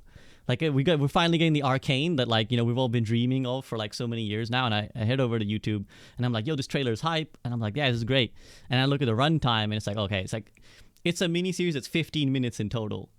Now, I understand the perspective that we should be grateful for whatever we get, but it's a business at the end of the day, so I'm not going to be fucking grateful. Like it's a transaction. They give us stuff, we give them money, and we have to enjoy the stuff we get. I have kind of 2 problems with it. One is that like I think it's kind of deceptive to brand it as a mini series because it's 15 fucking minutes. Like it's half of the episode of half the length of a normal episode of a series. So I think it's a little bit of a marketing thing to brand it as a mini series, but basically it's just the shorts but packaged differently. Like the Kiriko animated short is 9 minutes. So like I think like just splitting like I could get into the whole thing about that where it's like, yo guys, check out my YouTube mini series, like 3 fucking videos at 5 minutes long. So I think it's a little bit deceptive to call it a mini series. But on top of that, I just think that like my perspective on Overwatch in general, and this kind of goes back to the PvE point as well. I think people, when I criticize Overwatch or when other people criticize Overwatch, people think that it's like because I'm a hater or I'm a doomer or I want it to fail. It's the actual opposite. I want Overwatch to be the best game out there. Like I want Overwatch to be the literal best game on the market because that's how I view it and that's how I saw it, right? Like to me, as KarQ said earlier, I still think it's the best PvP shooter game ever released. Like that's me personally. But I don't think it's there right now. And I think whatever sentiments we may have about enjoying Overwatch, the public disagrees. Going off, I know the devs will be like, we have monthly active users, but the truth is that like by any objective metric, like it's underperforming. It's underperforming compared to like Apex, compared to Valorant, or games outside of its genre. And I look at things that they release, and what I want to know is it going to move the needle? Like, is this going to change how people fundamentally view Overwatch? And I don't see it in this series, and I don't see it in the PvE. And that's why I'm disappointed, right? Because I'm like, if I'm someone who doesn't care about Overwatch or once cared about Overwatch and gave up caring about Overwatch, am I going to come back for an hour and a half of some PvE campaign? Probably not. Like, maybe I'll tune in, but is it going to get me back into playing the game? I doubt it. And especially not when we're not getting another story mission for a year, right? Or like the rest of this year. Like, even if you do come on and you do enjoy the PvE, is it going to bring you back to the game? Again, considering the game state, which I think is a little bit I don't think so. And I look at the same thing for this series, where I look at it as a wasted opportunity. Where is this series, 15 minutes of content, going to get people engaged the way an Arcane did for League of Legends, right? Get people tuning in and interested in the game. And some people said, well, it's just a start SAB, like it's just a tester. Maybe they're using it as a tester to see if like this idea works. And to that, I would just be like, are they not paying attention to the entire world of like how gaming and its accompanying media has done? Like, was Arcane not evidence enough? Was the Dota Dragon's Blood anime not evidence enough? The Tekken anime, the Cyberpunk anime, all of which performed objectively well as media for their own games and got people interested, and a standalone TV series themselves. Do we need a 15-minute miniseries test to see what everybody else can see, which is that these things work and are effective for their game? And if it is a test, when do we get the real thing? Like, if we, again, people are like, oh, it takes time to make these SAB. Yeah, it does. Arcane took like 4 or 5 years to make. We're 7 years into Overwatch now. And this is when we drop the test. So what, in 2028 or 2027, you want the actual Overwatch series to drop? Because like when I heard it, I'm like, yo, finally we got it. Like the years of waiting, like we finally got it. Kind of a good point. Yeah. Like that's when you're expecting this test to come bear fruit. So for me, I'm like, it's just the theme of it is like, I'm looking and I'm like, is this gonna move the needle? And I think no. And if the answer is no, then what we're looking at is mediocrity. And I don't want mediocrity for Overwatch. I don't want it to be a mid-level game that people just like half tune into. But that's what everything they're releasing right now makes me feel. The PvE, the story. So would you rather have them just? I mean, if they have the choice of releasing this mini-series or nothing, what would you prefer? See, that's like, I appreciate where you're coming from with that, but I think that's also slightly unfair as a question because, yeah, obviously it's better than nothing, but it also means that it's time spent doing something not so good, right? Because as the devs always point out, everything takes resource. So like when they're doing X thing, they can't do Y thing. So of course I'm happy that there is this thing, but that means that they're not spending time on a thing that would actually move the needle. Sure, but maybe in order to work on X thing, you need more people, available, and maybe they don't have that many people to work on X thing, so they're working on Y thing. And I'm sure. Yeah. Finish your point. Sorry, I've been hogging the mic. No, go ahead. Your point. I'm happy to go back and forth on this. I mean, I think sure. Yeah. Like obviously it's a resource issue, but that's what's disappointing is that they've allocated such few resources to making something that I think everyone thinks would be great. Like I don't know a single person who doesn't think an Overwatch series would be hit because it's just got better lore than all these other games. But if all we get from the resources allocated, and this is not a Team 4 problem, this is very likely an Activision problem. That they have not funded more. But if that's all they funded, then I'm just very sad. And again, some people will say, well, you don't know. Maybe there is a series in the works. Maybe there is, but I don't fucking know. And I'm not at the point of faith anymore where I'm going to blind believe that there is an actual Netflix series coming until I hear about it. You have no obligation to have faith in, or to believe that something's coming. Yeah. I think, like Overwatch 2, I guess, they're sort of trying to branch out too much, maybe like they're trying to be a jack of all trades kind of thing and mastering the things that everyone already loves, like ranked, the PvP aspects, and like they've always had like great cinematics. If they could make like longer cinematics that are, I don't know, like maybe not like a whole movie, but like longer ones. Everyone's always loved the cinematics. They love the heroes. If they put all of their eggs into those baskets rather than trying to do all these other little things, I think that might work out better for the game and for the life of the game. Well, I think you're 100% right. But that's also what kind of disappoints me is I think you're 100% right that the approach to Overwatch 2, as far as I can tell, is a doubling down on the existing community. It's like okay, we're just going to keep what we have, right? Because that's kind of what Aaron said in his blog when he came out and said, we were trying to make the MMO, we were trying to make Titan again, right? We were trying to make the MMO and we couldn't, so we're scaling back and going back to the PvP, the core game. And I think that's also what disappoints people, what disappoints them about the hour-and-a-half story missions. What disappoints me about this is that, yeah, it's going to be great for the existing community, but I want it to be for more than the existing community. I want it to be for everybody in the gaming industry to come and be like, yo, this is the game. But you're right. I think you're 100% right that they're just like, no, you know what? We'll stick with what we have. And again, I hate to be this blunt, but I think it's the acceptance of mediocrity is what I see as Overwatch 2 is like, we'll have a mid-tier game with a mid-tier amount of people playing it who give us a good amount of money. Activision wins. Thank you very much. Goodbye. KarQ, you've been pondering for a while. Yeah. Well, I think those are two separate arguments that you made. Well, first of all, I don't think it's. I disagree with you saying it's deceptive. I think the whole branding it as mini, it's mini. Oh man, come on, man! 15 minutes, like you split a listen. 15-minute thing in 3 episodes and call it a mini series. Like I like that's really liberal. Short, of the mini. A short is less than 60 seconds on YouTube. The Kiriko short, 9 minutes. Hey, okay, animatic short. This is mini. Listen, I was told my whole life length doesn't matter. True.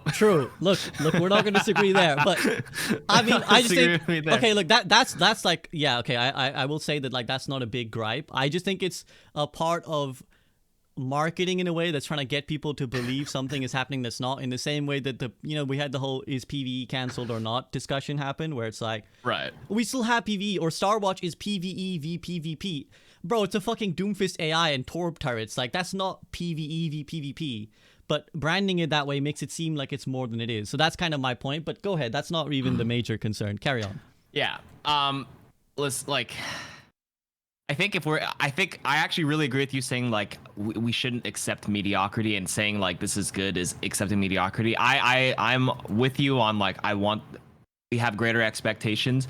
If we're gonna have like a ginormous series, I think it had to have been already planned like 5 years ago. But I don't think we're in that timeline anymore. Maybe I am accepting mediocrity, but like we get something now, and then or we get nothing for the next 5 years. Because like if there was something in the works, like a series like this, it would had to have been pitched and started maybe like 2 years ago already. And we're already like 2 years in development, and in 3 more years, something fully fleshed out could come out, on a different platform or whatnot as a full flesh series. So. And the whole like resource thing, maybe it's actually wait, I had a point, but I don't know how to articulate this. Do you want to give you a second? Because I can chime in on something you just said, which is just like, yeah. Do you want to carry on? Am I gonna? It sucks. It really does. That like we get nothing more than this. We want more. We don't want it to be mediocre. We just need more funding. We need more people on this team, man.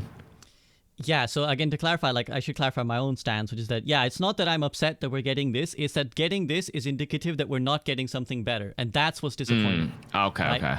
Like, what that tells me is that I don't have a lot of faith in what's going on up there. If that this is what we get. Because, like, true. I hate when players, and I'm sure devs hate this too, when players are like, how hard can it be to do this? But this is actually an area I have personal like background in. So like I came from TV before I became a content creator. So I actually know what the process of like pitching a TV show and stuff is like, because I've done that, and I've had like shows that I've been involved in that got made. This should be the easiest fucking sell in the world. Like this is, I promise you, should be the easiest sell in the world. You bowl up to Netflix offices and you're like, hello, Netflix. Here's a game with 50 million fucking players. 50 million copies sold. 60, I think, by the end of Overwatch 1. 30 million players active in Overwatch 2. Netflix, we have a population of 60 plus million people who will watch this fucking show. Give us the money. Thank you very much. Goodbye. Like, it should be so easy to pitch this show. True. I promise you. Yeah, you can't defend that, because this is a rich company. And the fact that they have this IP that is horribly mismanaged, that has so much untapped potential, is extremely frustrating. Like, don't get me wrong. Like, there is no game that has probably captured people's like the characters that have captured people's attention like the way Overwatch has. Like there's so much more that this game could do. Yeah. That's where my disappointment lies. But I want to hear Guru. No, I agree with you. I agree with that. Yeah. You okay, Guru? Everything good? Yeah, I mean, you said it, bro. I hate saying that kind of stuff just because I don't know. I know, like, I've met the devs and they're all like so awesome, and they obviously treat us well as content creators, inviting us to shit and whatever. But yeah, no, you're 100% right. And I do want to make the distinction, because again, like I when I say these things, Yeah, I'm not trying to hurt the devs, and I love them all as individual people. And mostly, again, the blame, I'm sure most people agree the blame lies with higher ups. Like, it's not Team 4, it's the Activision meddling. But in the day, again, as a consumer, like, I'm not going to sit here and caveat every single time I have a criticism of Overwatch that, that's not about the devs, though. It's about it's fucking the development of Overwatch. We're consumers of this product. We have the right to, bitch a little bit. Actually, quite a Yeah, bit. I agree. Quite a bit, But, all yeah, the time, never quite a bit. relentless. Yeah, okay. Ava, do you have any thoughts on the whole thing? I think the Overwatch community as a whole, maybe not everybody, but a lot of us have just been clinging on to like the potential of the game for a long time, and like thinking about like what could be, but what we have now is a lot better than what we had like 3 years ago.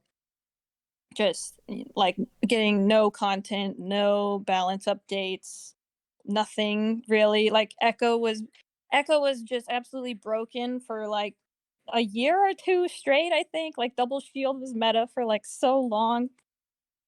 I'm just happy to be getting content, to be honest, because I don't know like what they're working with, or what obstacles the devs have. They don't share that all the time. Um, I've never really expected to get a TV series or anything. Although like the way that you put it, it seems like it would be pretty easy to get it done.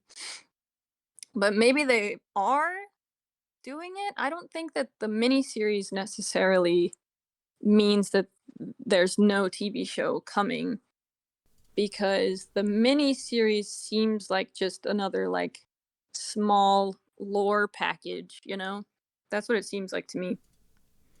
No, you're right. I think this is all just like ROI. How did the World of Warcraft movie do? They've like what is Blizzard's like? What has Blizzard done in terms of like dancing with the idea of like like mainstream media in terms of movies, TV shows? Is it just the WoW movie? Is that it? Well, there was is the WoW movie and the Warcraft movie the same?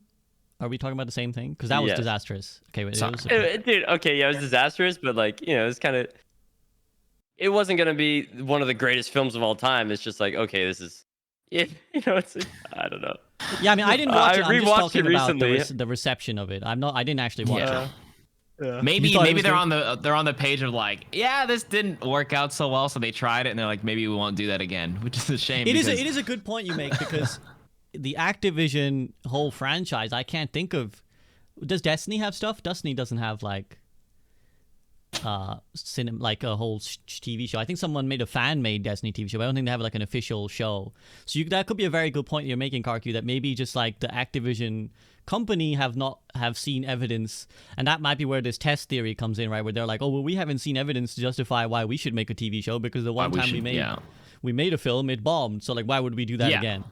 But they did it early, and now they've seen iterations of what it could be. The Cyberpunk was great. Arcane was great. When I watched the Warcraft movie as someone who doesn't play much WoW, and I was just confused. I think it was probably enjoyable to people who understood it, but like in story writing and narrative design for like an entire new form of medium, like a movie and TV show, it has to be written in a way that anybody who hasn't played the game or understands the lore can understand it. And I think that's where Warcraft missed the mark, because as someone who I know like characters like Deathwing and whatever, all that stuff, and like the you have elves and whatever, but I watched it and I was just confused. But when I watched Arcane, I was like, they don't have to play League and they can understand this.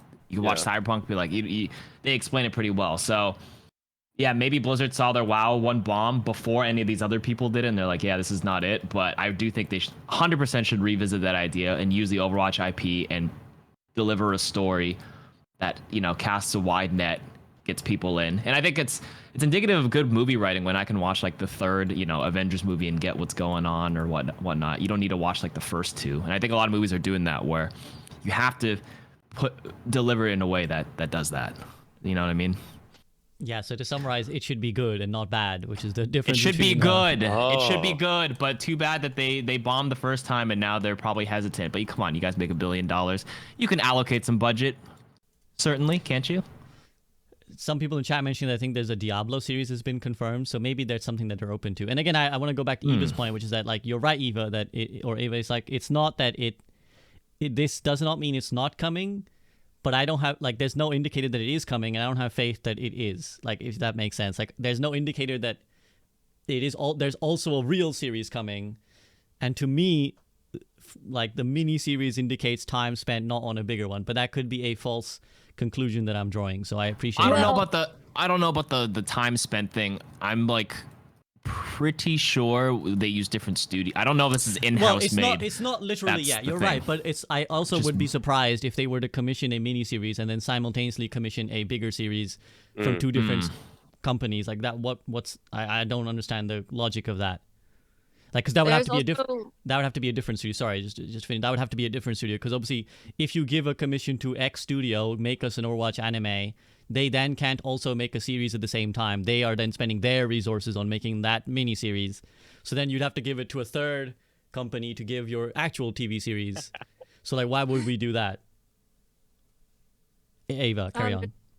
There's also, the fact that they have a history of like promising things and then not delivering. So that could also be an obstacle for them if there is a TV show coming that they have not like told anyone about, It's true.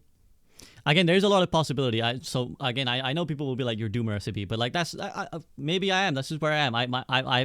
I require convincing. So there could be a lot of cool things in there, but I'm not gonna sit and bank on them until I hear about them. So I sympathize that maybe the devs are like, "Oh, there is stuff coming. We just can't tell you."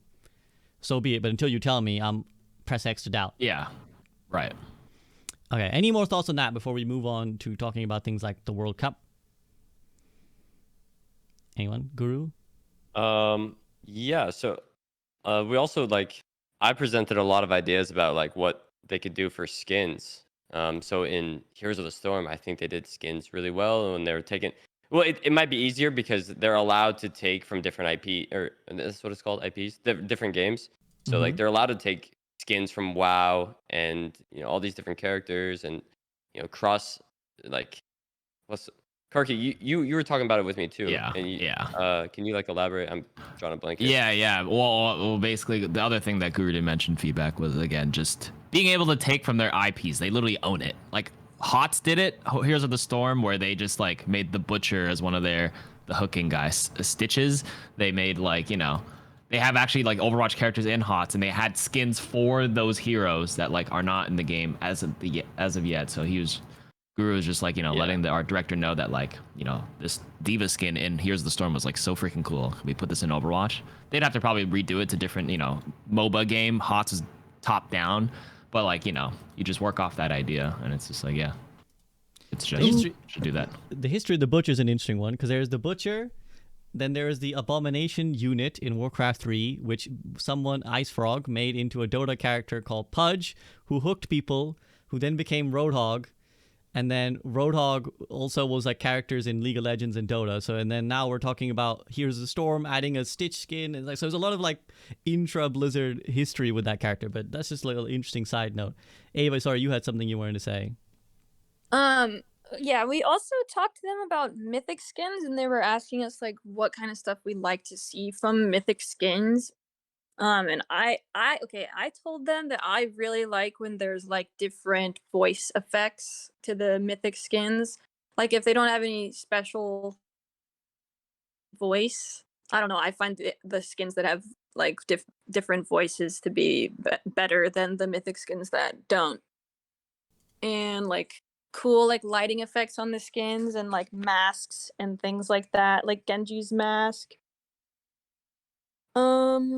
Yeah, I mentioned I like skins where you can't really tell what the character is. So like aliens are. Yeah, I mean, you know what I mean. Like Alien Zarya and Siberian. Those are the only two I used on Zarya. It's like she has a mask. She's in a set of armor. It's like totally different from all her other skins. The counterpoint to that is that it then makes it hard for someone who doesn't know the heroes to identify what they're fighting. Because this is another problem I had. Counterpoint to that. Go ahead. Fuck them. True, fair. But Go ahead, Ava.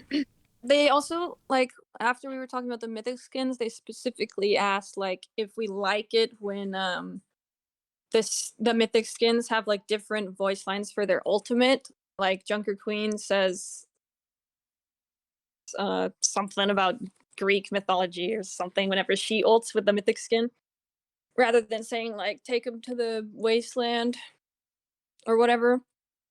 And I think that we all agreed that we liked that. That's just something I remembered about skins.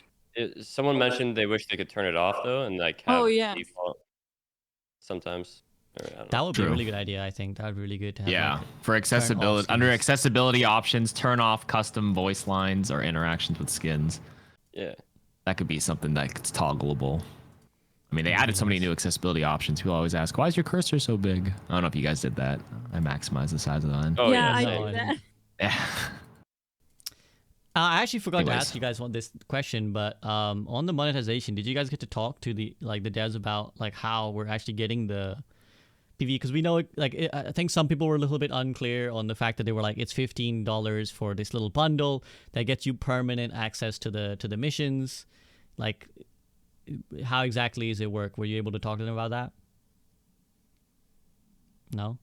What's confusing about it? I think Or some what? people are like, does that mean that it's actually free and you pay to get it permanently? Or I think you're paying to get it at all, but I think some people were wondering if it's the term, because there's a term in the thing that says you get it permanently. Some people were like, does that mean that actually the first time you get it for free? And like, what happens when it's been like a year later and like you don't, et cetera, et cetera. I don't think you get it for free. No, I don't think so either. Okay. Which we is a didn't shame. ask, though, specifically, but I Yeah, don't we think didn't ask. Yeah, we didn't ask. Okay, Chad is saying We that have it was opinions of it, confirmed. but- Chad is saying that it was confirmed that you are paying for it. Okay. Yeah. Any opinions then on the $15 bundle? Yeah. Uh, I mean, yeah. you're if you're buying the battle pass anyway, like it's $5 more, and can't you buy it with coins like through the battle pass, or is that not a Well, thing? it probably costs 1,500 in-game currency, but obviously Yeah. that depends on how you buy it. Mhm. I mean, you Uh, get the currency by doing the battle pass. If you're buying the battle pass anyway, like I don't know. It seems like a fair thing to me. Like if you don't, most people aren't gonna want to play the PvE, right? Or is that like? I feel out of touch, honestly. Is what I'm trying to say. Well, it's I hard have for no anyone to idea, say like- how many people will or won't play it, but Right. yeah. KarQ, any thoughts? Well, we're in a position where like Overwatch is our job, so it's like, you have to like look at it from the lens of like different types of players for sure. I think if you already buy battle passes in games and you play Overwatch and you buy battle pass for Overwatch, I think it's a fine price. I think if you're a free player, I would say, yeah, just you don't have to buy it. And honestly, just watch the cinematics, watch a streamer, watch it on YouTube, and then you assess later whether that's worth it to you. That's always been my take on it. Like, no one's forcing you to buy. People be like, I'm not spending $15 on Blizzard's game thing. I'm like, all right, don't. I don't think you were the market anyways, because you're never gonna play it anyway. So it's just don't buy it. Then. You never spent $1 on this anyways, you cheap fuck. But yeah. So, but in any Sorry. case, like I said, if you're a battle pass buyer, I think it's fine. If you're not, then don't buy it. That's it. I just don't think it's good value if you're a free player. And if you do, it's fine. I will say I wish that you could just buy it on its own for like $5 instead of having to spend True. $15, because I think for the majority of people, like the average person, $5 would be way more manageable than 15. And then more people would play it. Yeah. I bet most people don't complete the battle pass anyway, right? Like, No, I don't think they do. I think so. Chat, first thing to clarify is chat is saying that you cannot buy via in-game currency. You have to buy the actual bundle. And yeah, I agree with. I kind of felt this at the time as well when they announced this, which is that, okay, let's say that the bundle is adding a discount. So let's say the mission is worth $10, the battle pass is worth $10, the Sojourn skin is worth whatever crap you want to price it at. I still think I would have rather there be an option to spend $10 on the missions if that's what they think. And then if I want to, I'll spend $10 again on the battle pass rather than forcing me to spend $15 on both if I want just one. That practice is, I don't agree with that. Where it's like unethical. you're lumped into buying 15 outright instead of buying it individually, which is, I don't agree with that. Yeah, I think it's unethical. And Agreed. I think we were supposed to have gone past this when they did the KarQ bundle, and they did this when they were like, here's a KarQ skin that you can only buy in a bundle. And everyone's like, this is really lame. Why can't I just buy the skin? And they were like, we won't do that again. Fast forward, they did it again. So I'm a little bit disappointed on that one. But yeah, Ava, you're right. Any other thoughts on that front? Anyone? No? Okay. All right. Well, I think as doomer as I have been, and will be accused of being, I know how it goes. There's been one light of ray of sunlight unequivocally, I think, is the World Cup. Recently, the Overwatch World Cup has been going on. Seems like it has engaged the community very strongly. Everyone's really happy. Lots of fun things happening, fun narratives. Some little bits of beef and controversy emerging too. But yeah, I mean, how much have each of you followed the World Cup, and kind of how have you found it? Guru, how much have you been watching, if at all? I've been watching a little bit of the streamers watch it. I think it's really good, and I think look at other games. Shroud has a really good system with just watching Valorant, for example, like watching the pro scene. I wish we could watch Overwatch League, like and co-stream it on Twitch, but I don't know. I think it's really good for the community and really good for the game, and it brings attention to everybody involved, and community seems to like it for sure. I think it's good. Yeah, Ava, have you been watching it? Well, okay, so it's on like pretty much exactly at the times that so no, I haven't watched That's it at fair. all. That's fair. But I also myself have not watched much, so don't feel guilty. I've seen it's like crazy for the people that co-stream it. Like it does so well for co-streamers. And yeah, I think it's obviously a great thing. I think there's some like there's some players that are on teams that are like controversial that maybe shouldn't be on teams. I'm not going to name names, of course, but I think like having some players represent entire countries is always going to be a tough thing, I guess, because some people are just controversial people. It's true. KarQ, have you enjoyed the World Cup? Yeah, I think the co-streaming with the drops has been obviously beneficial for streamers, but like as Overwatch as a whole, right? It brought like a whole new audience to like rally for their country, and I think I actually think this is just like the first part, because like a lot of these matches were kind of stompy, because like you get a lot of like underdog countries, and some of them were like big. I mean, this is like a wide qualifier with a lot of countries that may not have had like super competitive players. Some teams were just rolled up with like a couple of ladder players with like not too much like high level experience. You can see the skill discrepancy. I think World Cup's gonna get even better. Hopefully we still get to continue to co-stream like when all the top teams start making it, because this was like how many, like 16 to 20 30 teams. Once we narrow it down, you can get like close. I love like close matches, and I think it's a lot more fun to watch that versus stomps. But so far it's been great. I have nothing bad to say about it. Yeah, that might be like a format thing that they may want to look at, because obviously you want to give teams who are, we might call minnows, right, like underdogs, the chance to qualify. Right. But Of yeah, I course. think there were some meme matches where like Team USA is just like shitting on people and putting people on off rolls and trolling semi.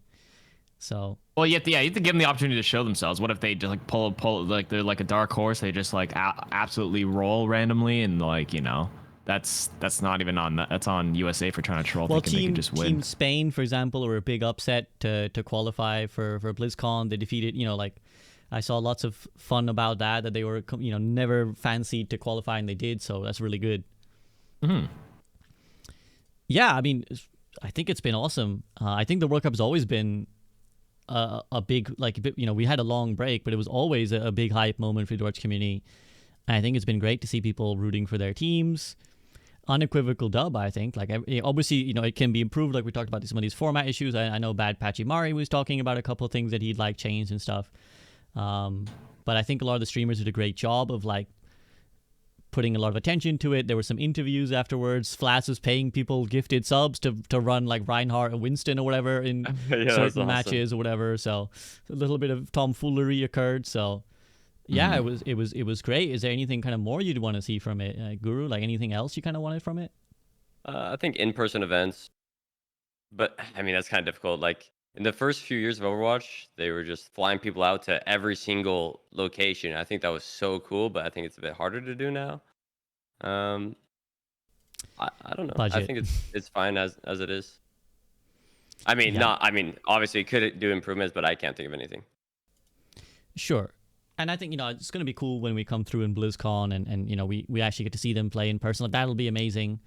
Hopefully we'll all be at BlizzCon to see it live. But yeah, that should be amazing to see the teams compete in LAN. Yeah, Ava, what about yourself? Any sort of thoughts on things you want to see more of in the World Cup? Well, like I said, I haven't watched it really, so anything I know about it is just from like what people are saying in Discords or like on Twitter and stuff. Which Is like there? the only Sorry, let me just reframe the question. Then, if you haven't really like seen it yourself, if Mhm. you could, would you watch it? And if not, like, what would potentially draw your interest, if at all, if it's possible? If I could, I would probably watch it a little bit. I wouldn't like no life it probably, but I would like watch it when I have some free time to watch it, I guess. And I think maybe something that would make it more worth watching would be, of course, I don't know how many player interviews they actually do, but player interviews, more player interviews of like people that I know already. Right, got you. Team USA, Team Canada, maybe some Europeans. Sure. Some of them. Get Not some all. of those Europeans. I mean, yeah, I think the narratives are always what drew people. I think early Overwatch, a lot of the big World Cup players were content creators, or were streamers, like Seagull and XQC were playing. Shadowburn was playing. I remember, like, so there's definitely like an interest when you're like, oh my god, like, you know, Guru and Ava are playing. Like, oh, I want to see what they got to That say. would Like be afterwards. crazy. Put us in World Cup. Put Guru in right now. Back. So that's interesting. I think one thing I saw people say was that there wasn't a lot of support spectation, which brought up the whole like. Remember when Twitch had the all access pass that where you was could crazy. where you Yeah. could like spectate a specific person's PvP. That would be amazing. I think it would also go a long way for the co-streams, because if you're a support streamer, you may just want to co-stream a particular, you just supports all the time. that's You really might just want to important, watch yeah. supports all the time and be like, oh my god, they're doing this and they're doing that, right? So obviously I think they did an amazing job, but in terms of like keeping it going, more awesome things to add, I think this would be right up there. We will we should probably address a little bit of ugliness that took place, which is I don't know how much you guys follow this, but like the beef of the Kingdom of Saudi Arabia's fans. I want to be clear that we can't really generalize. There was some section of some fans were on the internet upset about the pride icons that were used by some of the teams that face Saudi Arabia, and they brought up the whole legality of like the pride icons and that debate. So I'm just curious if any of you guys have any thoughts on that whole issue. KarQ, were you aware of all this? Do you have any thoughts on it? Yeah, I saw it on Twitter. I just thought it was funny, to be honest with you. Like, it's just the it's pride just some icon icons. trolling. Yeah, I was just like, it was like, it was just like, I just kind of sit in the sidelines and I was just eating my popcorn. I was like, I can't, they're getting super riled up over this. And, you know, obviously the really bad stuff that took place with like the really transphobic and negative comments were very off-putting and upsetting. But like, you know, I don't know. I don't know what else to say. I did read it though. I did see bits and pieces of it. And again, I can't say firsthand, but from what I've read, I've apparently the official Overwatch stream had a lot of like real bigotry going on, which I'm sure the moderators were trying their best. That's unacceptable. Yeah, I'm sure the moderators were trying their best to keep it on lock, but yeah, it seemed like some of it brought out some bad actors. Ava, I'm not. Again, I know you didn't watch the World Cup, but did you happen to see any of this, like on your social media, like on any word about this? Yeah, I did. And it's hard to say like what is okay and what's not okay, because of course like culturally, I guess in the Middle East they don't really do this kind of, I don't know how to phrase it, but they like culturally like celebrate pride and all that. yeah. It's a weird thing. But then okay, so like Blizzard is an American company, so then it's a question of like, should the American company be like enforcing American values or whatever?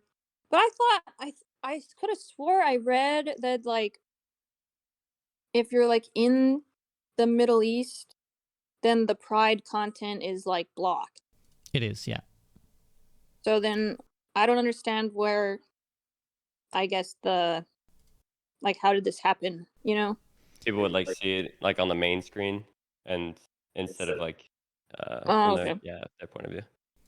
Yeah, I So think to they just clarify, I don't think the players at all were causing any problems or fuss. It Oh, was of course a not, lot of the yeah. fans that saw this on like I think there were screenshots on Twitter, and like sometimes it would appear on like a stream or something, and that's what some people got upset about. Hmm. Do you know, like, they were punished, right? The people that were like co-streaming it and said like transphobic things, they were like punished by Blizzard. Yeah, there was one streamer who was just openly being horrifically transphobic, and they were banned from all future like Overwatch co-streaming. I think. I think again, most of it took place on like social media, and obviously we don't want to.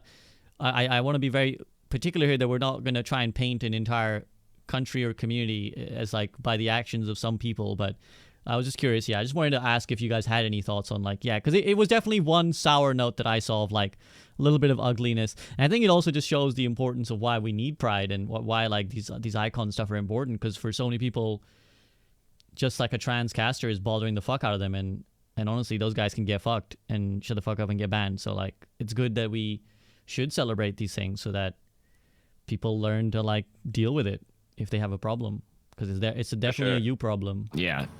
Teaching tolerance, acceptance. Yeah. I actually don't know. I don't think the players were bugging at all. It's mostly the fan base. Not all of them, of course, but you know, some select individuals were really nasty, and I'm glad that they were properly punished for that. Awesome. Very good. Any other thoughts on the World Cup before we head to our like concluding section? No? I wish it was at a different time. Actually, that's a yeah. good point. I think some people mentioned that it was not always the most conducive times for people watching around the world and stuff as well, and they were kind of in this big burst, whereas maybe spacing it out a little bit more would have allowed more people to watch more matches like yourself. Yeah, You know? because so like as someone who like didn't tune in at all, I had no idea like when specific matches were, because like, you know, I never like open the stream. Like I don't care because I'm not gonna go look at the schedule because like I have other things to do. But like if there was a chance that I could have caught like one of the USA matches or something and I knew about it, then I would have. But because it starts at like 2 a.m. or 3 a.m. or something, I just don't ever go open it and like check it out, you know? It'd be interesting if there was like some in-game menu that showed like the scheduling. Maybe there is. I have no idea. Scheduling, or maybe you could watch the stream in game, like in the client. I don't know. That would definitely be, I think, a step that I'm sure Blizzard themselves would want someday. Because again, in Dota, you can watch like pro matches in game and stuff. So that would be cool. That would be cool someday if we can watch stuff in the like, you know, like open up menu, World Cup, just watch it right there, so you don't even have to like go off the game. All right, yeah, let's head to the concluding thoughts, and I promise you guys it wouldn't take too much of your time. Yeah, I mean, I think everyone is kind of already looking forward to next season. Any word on this season and your kind of feelings over general before we actually talk about next season, of like just how things are playing right now?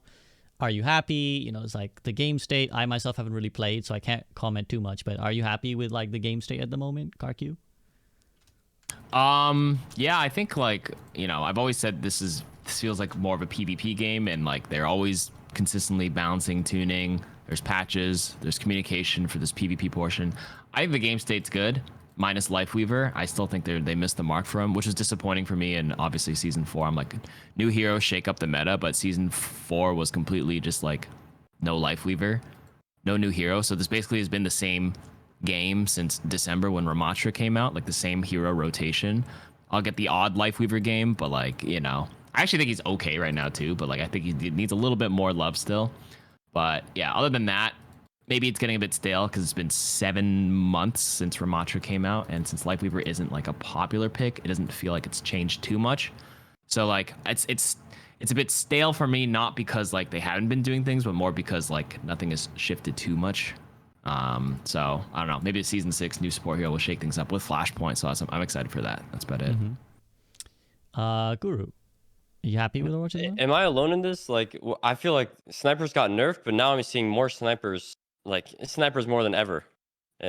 Is that No. am I alone? Maybe just Hanzo. Hanzo is like Yeah, I'm picked seeing a so much lot. Widow at night. I mean, so much Widow, so much Hanzo. It's Ash too.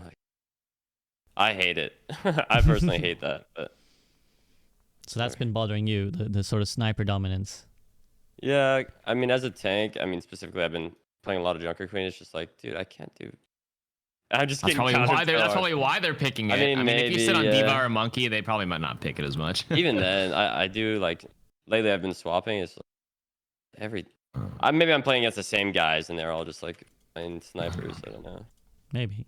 I mean, you're allowed to express your experience. That's why we have you here. So if your experience has been that, then fuck snipers. Yeah, there we go. My there you go. opinion. That's totally fair. Ava, has it been Sniper Fest for you or something else? Well, when I duo with Guru, yeah. Okay, yeah, that's fair. True. But I've been soloing a lot lately, and the support role has a great answer for snipers, which is just KarQ. But I don't think the tank role has such a strong answer. Well, it's like I could pick Monkey, but then I get countered by the other tank, and then I could counter their tank, but then I get countered by their DPS, and it just so much of it can feel out of your control in tank. Fair point. I won't go down that path again. I'm sure somewhere, all the tank mains are like, "Arr!" But we'll leave that be for now. Yeah. So Lifeweaver would shout out to Boger. Hopefully, maybe another set of buffs or something to figure him out. That brings us nicely then to season 6, new hero, new map, some story missions, eventually hero masteries in the second half of the season as well. What are you guys kind of looking forward to the most? Like, what do you really want to see from season 6? Like, what do you want when it launches? Invasion, as it's going to be called now. I think they're going to have names from now on. So, what are you looking for from Invasion? Let's go with Ava first. Invasion is the PvE, right? Well, they're calling the whole just season Invasion because I think they're tired of calling it like a number because obviously eventually it gets stupid to be like season 75. So I think they're just going to start calling them names now. Okay, yeah. So, I'm most looking forward to the new hero, to be honest, because the one little frame we got to see of the new hero was so cool. And I think she looks like Sojourn kind of when in that frame. Like her gun is just huge, and I'm hoping it's it's just Sojourn, but you shoot your teammates to heal them or something. I thought it was like a sword. I don't know. But it looked like a big old gun to me. I don't. Never has one image been so analyzed as since the Pharah holding hands with Mercy in the Overwatch community. Never has one singular image been so analyzed as that one frame. Okay, so you're kind of hoping that it'll be like a sort of a FPS-y kind of support hero who shoots her own teammates a lot, like an Ana.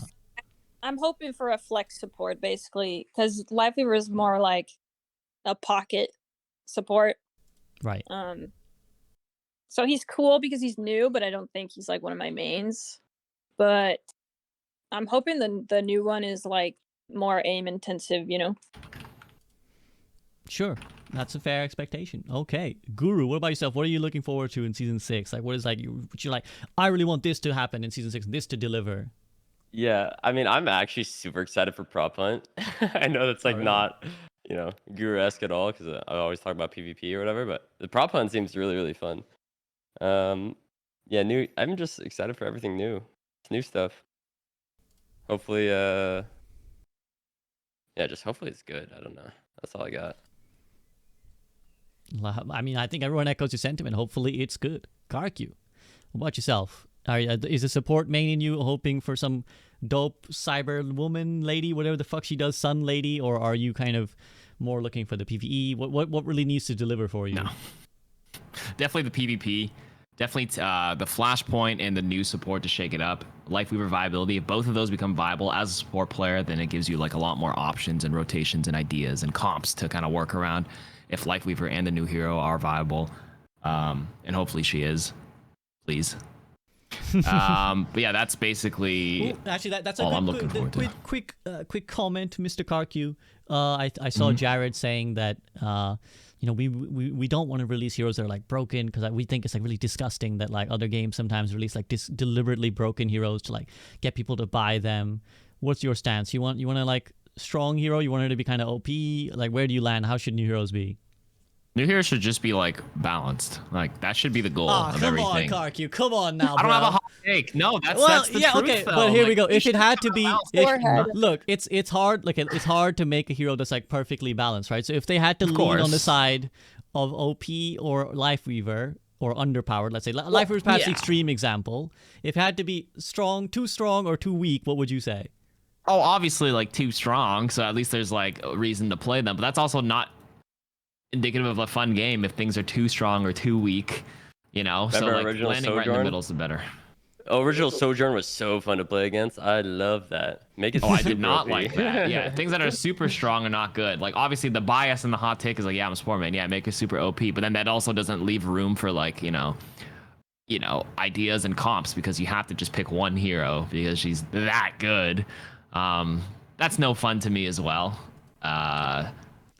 As like Overwatch as a Ava, whole. overpowered, underpowered. Overpowered for sure. Yeah. Yeah, if you had to choose, then yeah, but like I would still Guru not doesn't have seem that choice. convinced. Duru's not convinced. Guru's like, make him weak. I like Lifeweaver. So we did an unranked to gem duo with Junker Queen and Lifeweaver before the buffs, and we breezed through it. I think the character, I think the niche, it can be fun, where it's like, okay, you're pocketing a tank, you're using every cooldown on a tank, yada yada. You're kind of useless otherwise. I think it can be fun, but obviously it should not be the norm at all. Okay, fair. I mean, I love how much desperately KarQ's trying to dodge this. He's like, oh, but SVB, it doesn't have to be OP. If I had to be OP, it would be OP. But okay, KarQ, I've interrupted your thought. What else would you like? Oh, for season 6, yeah, just PvP. That's it for me. PvE is not gonna do it for me. Honestly, never has. I actually enjoyed the Junkin, whatever you call it, the Wrath of the Bride or whatever, because there was a score, there was strategies. All the bosses actually had like a little bit of an idea to think of, and like the mission I played just didn't make me do that. I actually enjoyed, like, again, the Assassin or whatever in the Rialto one, and then the Wrath of the Bride, all the different styles and ways to kind of defeat them was actually quite fun for me. I enjoyed those more, and this wasn't it. So bring on the PvP. Bring on the new hero for me. Bring on the PvP, bring on the new hero. I like it. I mean, for me personally, so I'm actually going to start, this is the last stream I'm going to have before I take a bit of a break. Just for, mental burnout reasons and stuff like that. And just fucking sick of the internet, I'm not going to lie.